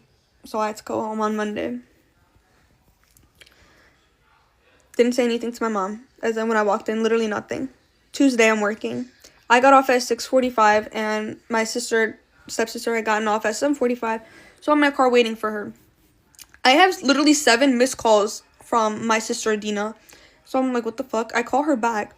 She's like, I have this really weird feeling that something's going on with you and mama. Like, can you tell me what happened? I give her everything about what happened. She's sobbing, crying, and I'm just sitting here like this. I'm like, why are you crying? Like, it didn't happen to you. Why are you crying? I was like, promise me, like, you're not gonna go tell her dad. What does she do? Tells my dad. So I'm immediately freaking out because I know my dad's gonna go like ballistic fucking crazy, bullshit crazy. Like, I get a phone call from him. I was like, fuck. My stepsister's in the car. Her friend's in the car. I'm driving her friend home. He's like, hey, how are you doing? I was like, I'm good. Can't complain. He's like, all right, stop with the bullshit. I was like, all right. Damn. I already knew that Adina had said something. And then, excuse me. He's like, you have 5 minutes to get into that house, grab your stuff, and leave. Or I'm coming down there, or I'm calling the cops. I don't like dealing with cops. I feel like it's just too much work. So, my stepsister asked me, she's like, what's happening? Like, what's happening? I was like, literally, I'm like, don't worry about it. You don't want to know. Go inside. I'm in my room, packing my bag, trying to be serious, but, like, I'm so fucking unserious because I'm, like, tweaking out. I hear a fee-fi-fo coming down the hallway. On the phone with my ex.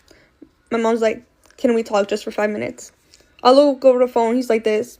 I was like, it's fine. Like, it's just literally 5 minutes. If she screams at me, I'm just going to leave. What the fuck is she going to do? I'm laughing hysterically. She's like, what's so funny? I want to laugh. I'm like, I promise you, you don't want to laugh. She's like, I want to laugh. And I was like, you don't want to laugh. Because I'm like, I have like less than 3 minutes to get out of this house. And you want to sit in our conversation. She's like, do you know why we're sitting here and having a talk? And I was like, because you hit me and I hit you back. She's like, it was like really disrespectful and like you should respect me. I'm your mom. And I said, respect is earned, not given. Clock that. Sorry. She starts getting fucking mad. She brings up my ex and I was like, what the fuck does this have to do with him? Like, this literally has nothing to do with him. Why are you bringing him up? Immediately she starts full on bloody screaming, I want respect. I deserve respect. Okay, do your big one. Like, I started laughing, got up, and I walked away. As I'm leaving, they're like, give me your house, give me your keys, give me your keys. I gave them my keys. They took the house key off. I'm driving. I'm into my high school. And I get the address to, like, my new house. And I'm on the phone with my ex. It's, like, a legal left turn. Like, you only have to go right, but I took the left anyways because that's the way GPS was telling me to go. So I take the left. And last thing you hear me say is, oh shit, there's a car right there. My phone cuts out. They turned off my phone. You were like texting me, calling me. I could not get a hold of anything. My ex was looking at the news, seeing if there was any car crashes, trying to get his friends to look for me. My parents here were like looking at the highway cameras to see if you can see my car. You couldn't see anything. Finally, I get here. I close the door. You hear clapping and screaming. Took me 5 minutes. I'm just like breathing. I go to the front door. I knock on the door. Bro, they were so fucking happy to see me because you could not get a hold of me. But yeah, that's basically the story time, guys. Hope you enjoyed. 2.5 weeks before my wedding, my fiance died super unexpectedly, and my entire life changed. I want to give you guys a little bit of backstory about my story, kind of where I am right now. So my fiance and I met in 2020. We met literally during COVID in May of 2020, and it was unexpected. I had just gotten out of another relationship, so I was not looking for anything serious, but he swept me off my feet. And they always say, when you know, and this is so true. I cannot emphasize this enough. Wait for the person that 100% is the one, because it is a feeling, it's real. Everything moved super quickly. We immediately, right off the bat, knew that we were for each other. We moved in after 6 months. We got engaged in February of 2022. We were just so in love. We were truly a match made in heaven. Anyone that met us could just see how much we loved each other. We lived together. We had 4 dogs together. We had this beautiful freaking life. He was 1 in a million, and everyone who knew him will absolutely say this. His personality was absurd. He was a ridiculous human, but in the best way. He was larger than life. He was friends with everybody. He was just so excited for life all the time, and I can honestly say he lived every day like it was his last. We had both decided that we did not want to have a big wedding. We wanted to instead spend the money on an elopement trip and do this like once in a lifetime experience, go to Dubai and then go to the Maldives and do an elopement there. It was going to be, oh my gosh, like the coolest experience ever. And then we would come back and celebrate with family and friends. We were set to leave for our wedding on April 15th of 2023. Leading up to us leaving for the wedding, we both decided to have like small little bridal showers, bachelor kind of party things, very, very low key. I had my girlfriends, we like took a party bus around Atlanta. We went dancing. Like, it was so silly and so much fun. And so he decided to go on like a golf trip with his high school best friends. He left for the golf trip on March 30th of 2023. He went out that night. He got too drunk. He tried to get into a bar and they wouldn't let him in, but he knew that there was a back way in. So he went down this alleyway and there was a 10-foot wall that he had to jump off of to get to the kind of back alley of this bar. And my understanding from the police is that when he tried to jump off the wall, instead he actually fell and he hit his head, but his official cause of death was positional asphyxiation. I had no idea that he had died, obviously. I was at home with our 4 dogs, and the next day, calling, texting, trying to get a hold of him. I wasn't really concerned. Scott was like, he went away on trips all the time. I was just never really concerned. By around 1 p.m., I was starting to get super concerned. And I reached out to one of his friends on the trip and I said, hey, is my idiot fiance alive? Like, I need to talk to him. And he immediately called me. I assumed that it was Scott. And he was like, hey, we can't find him. We're at the police station filing a missing persons report. I cannot explain the amount of terror and anxiety and panic I felt in that moment. I thought it was a joke. I was like, fuck off, put him on the phone. Long story short, it took another 2.5 hours for the coroner to call me and notify me that the body that had been found behind the bar was in fact my fiance's. I still get chills thinking about it and talking about it because you cannot even fathom that moment. Like in 1 second, and from one phone call, from him doing something that was just so stupid, our lives were changed forever. I cannot even describe.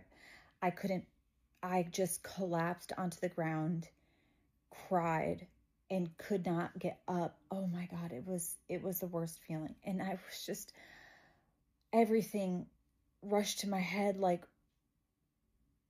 I'm going to cry. Like, I just tried to call him again. I kept trying to call him even though I knew that he was gone. I was like, what the fuck am I supposed to do now?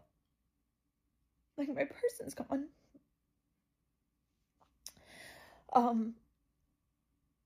I wouldn't wish that kind of pain, confusion, and grief on anyone. It's something that you cannot even imagine. It is so painful. We had built this whole life together and it was gone overnight. It was gone. Aside from losing Scott, I lost everything. I lost my person. I lost the future that I had planned. I lost the kids, the family that Scott and I were building together that we were going to have. I had to rehome 2 of our dogs because I couldn't afford to stay in the home on my own. My career suffered like crazy and it was awful. It's just hard to explain that kind of chaos. The whole purpose of me telling this story is to show you where I am now. About 6 months after Scott died, I made a decision that I didn't want to let this loss completely devastate my entire life and my entire future. It did devastate my life, absolutely, but I didn't want it to dictate how my future would be, you know? And I made a decision to like start over completely and build something that was my own because everything that I knew and loved was gone. It was gone. When Scott died, I absolutely did not think that I would live a happy life. I didn't think that I would find love. I didn't think I would be normal or be free or be happy or find joy or peace or anything. I did not think that. I thought it was impossible. But 6 months after he passed away, I refused. I made the decision and I said, I am not going to let Scott dying be the end of my story. I'm not going to let something that I cannot change dictate how the rest of my life will be. I mean, I guess it has in some ways, but like, I will not be a victim of this tragic, awful thing that was an accident. I made the decision to start over and it was fucking brutal.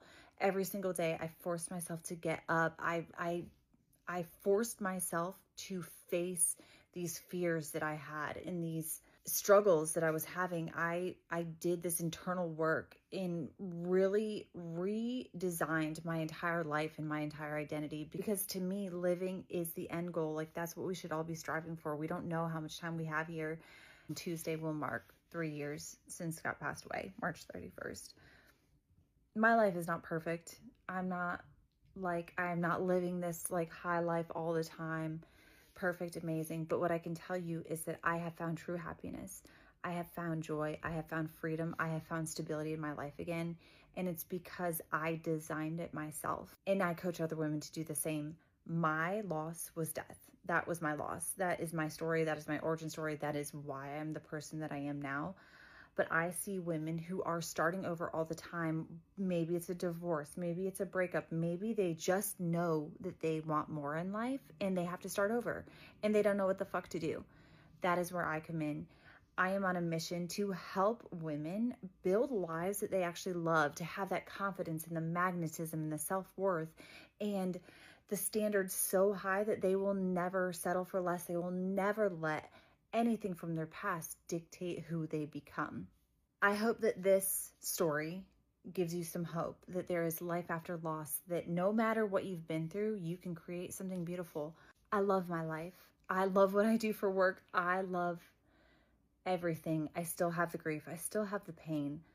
It's absolutely there. It'll be there forever.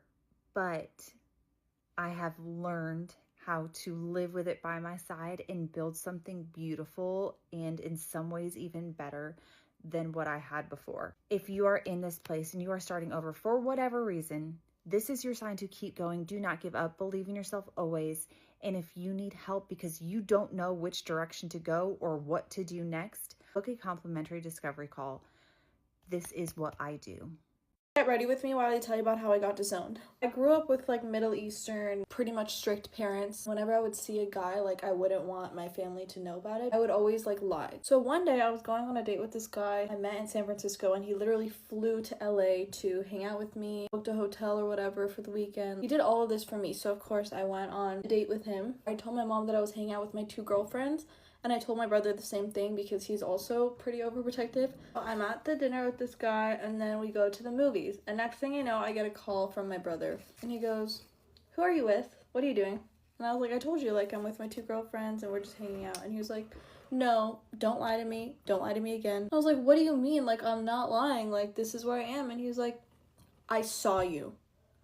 And I was like, "What? Like, how could you possibly have seen me?" Like, described what he looked like, and I was like, shit, okay, like, he did see me. Like, he's not trying to, like, get me to spill. So then I had to admit that I was on a date, and I was like, okay, like, fine, like, I'm on a date. And it's crazy because I'm thinking to myself, like, the place we went to go get dinner, like, he never goes there, ever. So it's like, the fact that he would see me there is such a once in a blue moon. I was like, this cannot possibly be my luck right now. Whatever, so then we go hang out at his hotel, and my mom keeps texting me, like, come home now, come home now, come home now. And I'm just like, girl, like, what? Like, I'm hanging out with my friends, like, why is she being like this? And she seems very suspicious of me when she texts me, but I'm like, that's weird, because I know that my brother wouldn't, like, snitch on me. Just keep saying, come home, like, literally spamming my phone. So I can't even, like, enjoy that I'm hanging out with this guy, even though he just, like, flew to come see me. Like, the whole time I was just stressed. So I keep telling her, "Mom, like, I'll talk to you later." She, like, literally will not stop spamming me. So I'm like, okay, you know what, Mom, like, gotta go, we're hanging out. And then I shut off my phone. And at this point, my friends are texting me saying that, like, my brother is, like, trying to get information from them. And my friends are just like, "Bro, like, what do you want us to do?" And I'm like, guys, like, just cover for me. So I turned my phone back on like maybe 30 minutes later or so. Actually, it might have been like an hour, but anyways, all hell breaks loose. I have missed calls from my friends, I have missed calls from my mom, I have missed calls from my dad, I have missed calls from my brother. It was bad. It was bad. I had told my mom that I was at my friend Sarah's house, so she literally went to Sarah's house, took a video in front and said, "You're not here, say you're not here," like tearing up. She literally went there, took that video, sent it to me. She went there with my freaking brother. My brother texted my friends and said, "Tell me the truth, tell me where she is." And they actually didn't know exactly where I was anyway. My mom texted me a million times saying, "Please come home, come home." Literally, she was trying to tell me that it's okay, like, I forgive you, just come home. I find out that my freaking dad and my brother are at the police station filing an Amber Alert because they think that I was abducted.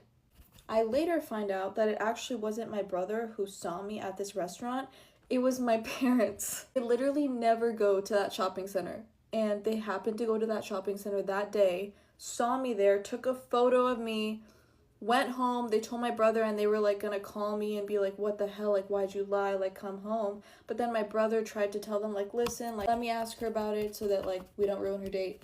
That's why my brother pretended like it was him who saw me. That's why my mom kept, like, being sus, like, texting me to come home and saying, like, "Oh, if you're not at Sarah's house, why is your location off?" Because I had turned my location off. So that's why my mom was acting super sus. She knew that I was hanging out with some guy the whole time and I didn't know that. When I turned my phone on, like, I was talking to my brother first and foremost, like, over the phone, and he was telling me everything that happened, like, the police station, going to my friend's house, just everything. And I was like, oh my God, like, this is really, really bad. Like, my mom was crying. My dad was, like, nonstop cigarettes. Like, he was freaking the fuck out. I felt so bad, and, like, I was like, oh my God, like, no, I can't walk into my house right now. I'm gonna literally be killed. Like, I'm too scared. So I told my brother, the only way I can come home right now, because I told the guy I was with, I was like, my parents went to the police station. Like, I need to go home. Like, this is bad. It was such a mess. And I was like, yeah, that's the end of this date. I gotta go. It's not even enjoyable anymore.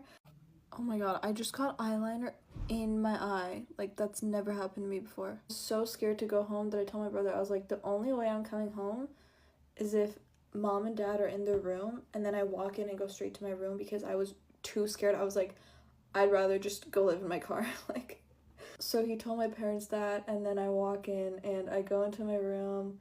Everyone's in bed. I go to bed. And yeah, I felt really, really bad that they felt like that and they were so scared and everything. But also, like, it was a date, you know, not something I would have expected to happen over what it was. And that's it for this story time. Bye.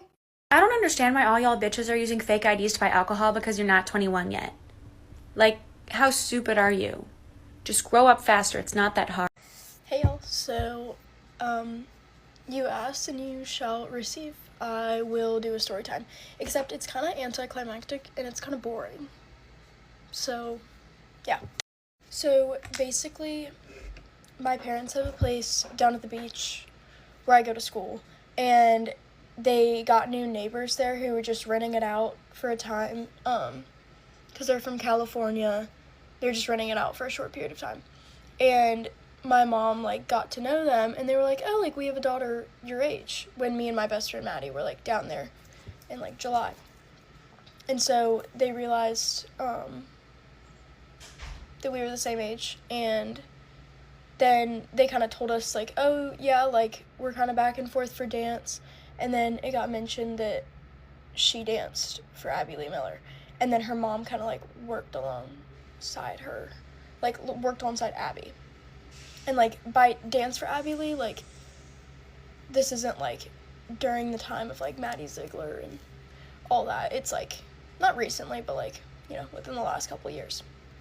So, basically, Abby opened up, like, places where she does, like, little, like, clinics, like, dance clinics in Wilmington, like, okay, my phone paused, but, like, dance clinics in Wilmington. So she was just down here for one of those. This was in September. Like, this was, like, low-key, like, a couple months ago. Like, this did not happen, like, today. But, I just posted it because I literally just made this account public. So I posted it, just to be funny. And, yeah. But, hold on. So basically, my mom found out that she was coming, and she was like, oh, like, I'd love to meet her. Because, I mean, I have an older sister, and, like, me and my older sister both watch Dance Moms, so obviously, like, we all know who Dance Moms is. And so one day when I was over there for dinner, my mom was like, oh, like, Abby Lee Miller's coming on Sunday. I was like, okay. So obviously I went over there, and we met her down, like, at the dock, and, like, took a couple pictures. It was very anticlimactic, but it was funny. And yeah, she didn't actually end up coming on the boat. She was supposed to, but then they had to go and be at, like, lunch plans or dinner plans. I don't know, this was at, like, 2 o'clock in the afternoon on a random Sunday. Like, they had plans. So, but she, like, went down to the dock, and it was also kind of a thing, like, how are we gonna get her? But, yeah, that's my story, and that hand sign is the 80 pie, like, diamonds. Someone thought I was trying to hold up a heart with her. No, but I told her to do that because this is when I, like, just got into my sorority. This was, like, right after bid day. And she was, like, kind of confused. She thought it was, like, a gang sign or something. She was like, don't make me throw up something bad. And I was like, I'm not. So, yeah, that's it. Sorry for the anticlimactic story. Okay, so I, like, looked towards him, right? Okay, right. Turned around, looked at me. Literally looked at me. Story time on how I caught my best friend talking to my old boo. Don't mind the background too much. There's noise in the back. So me and my boyfriend had broke up, and I had the bright idea to go text my old little boo thing and see how he was doing. So we had small talk, and we were talking like, oh, how are you? I'm good, this and this and that. And I asked him, I was like, oh, do you want to FaceTime? Okay, so not gonna lie, I just literally wanted a reason to call him. I literally asked him to call just because I wanted a reason to call him. Just because I was bored.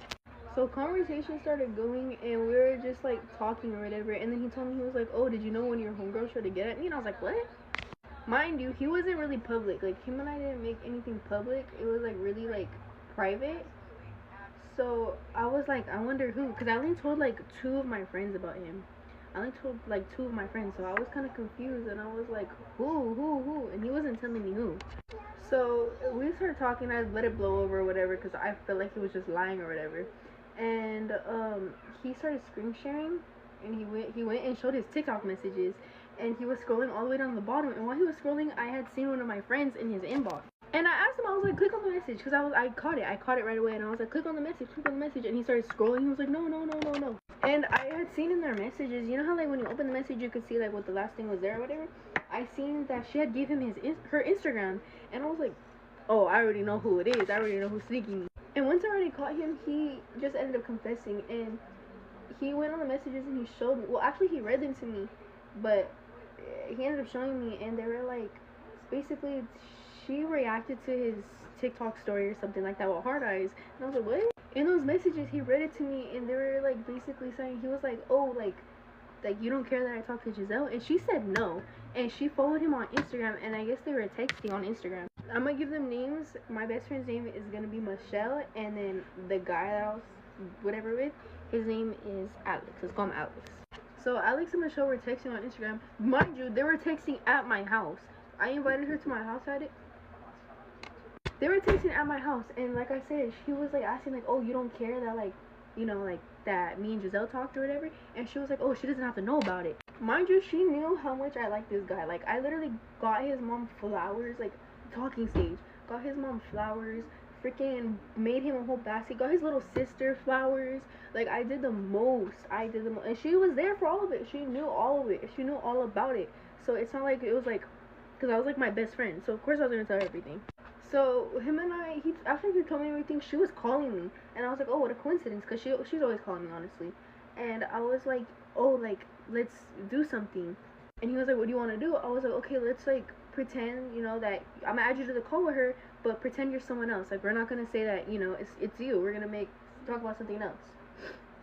So we added him to the call, and I was basically like, oh my gosh, guess what? And she was like, what happened?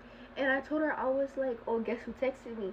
And she was like, who? And I told her, oh, Alex texted me. She's like, Alex texted you? And I was like, yeah.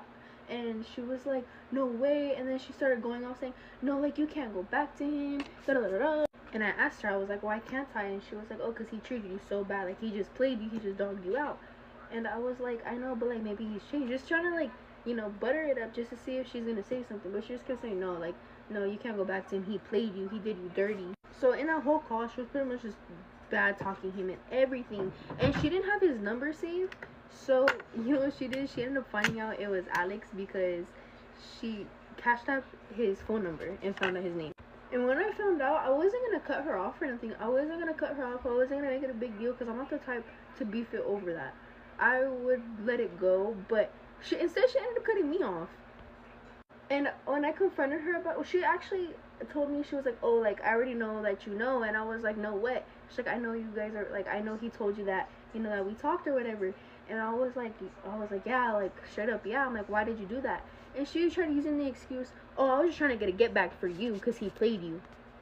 And to me, none of that made sense. If you're trying to get a get back, how come you couldn't tell me about it? If you were trying to get a get back for me, like, how come you couldn't tell me that you're just getting a get back if it was that innocent?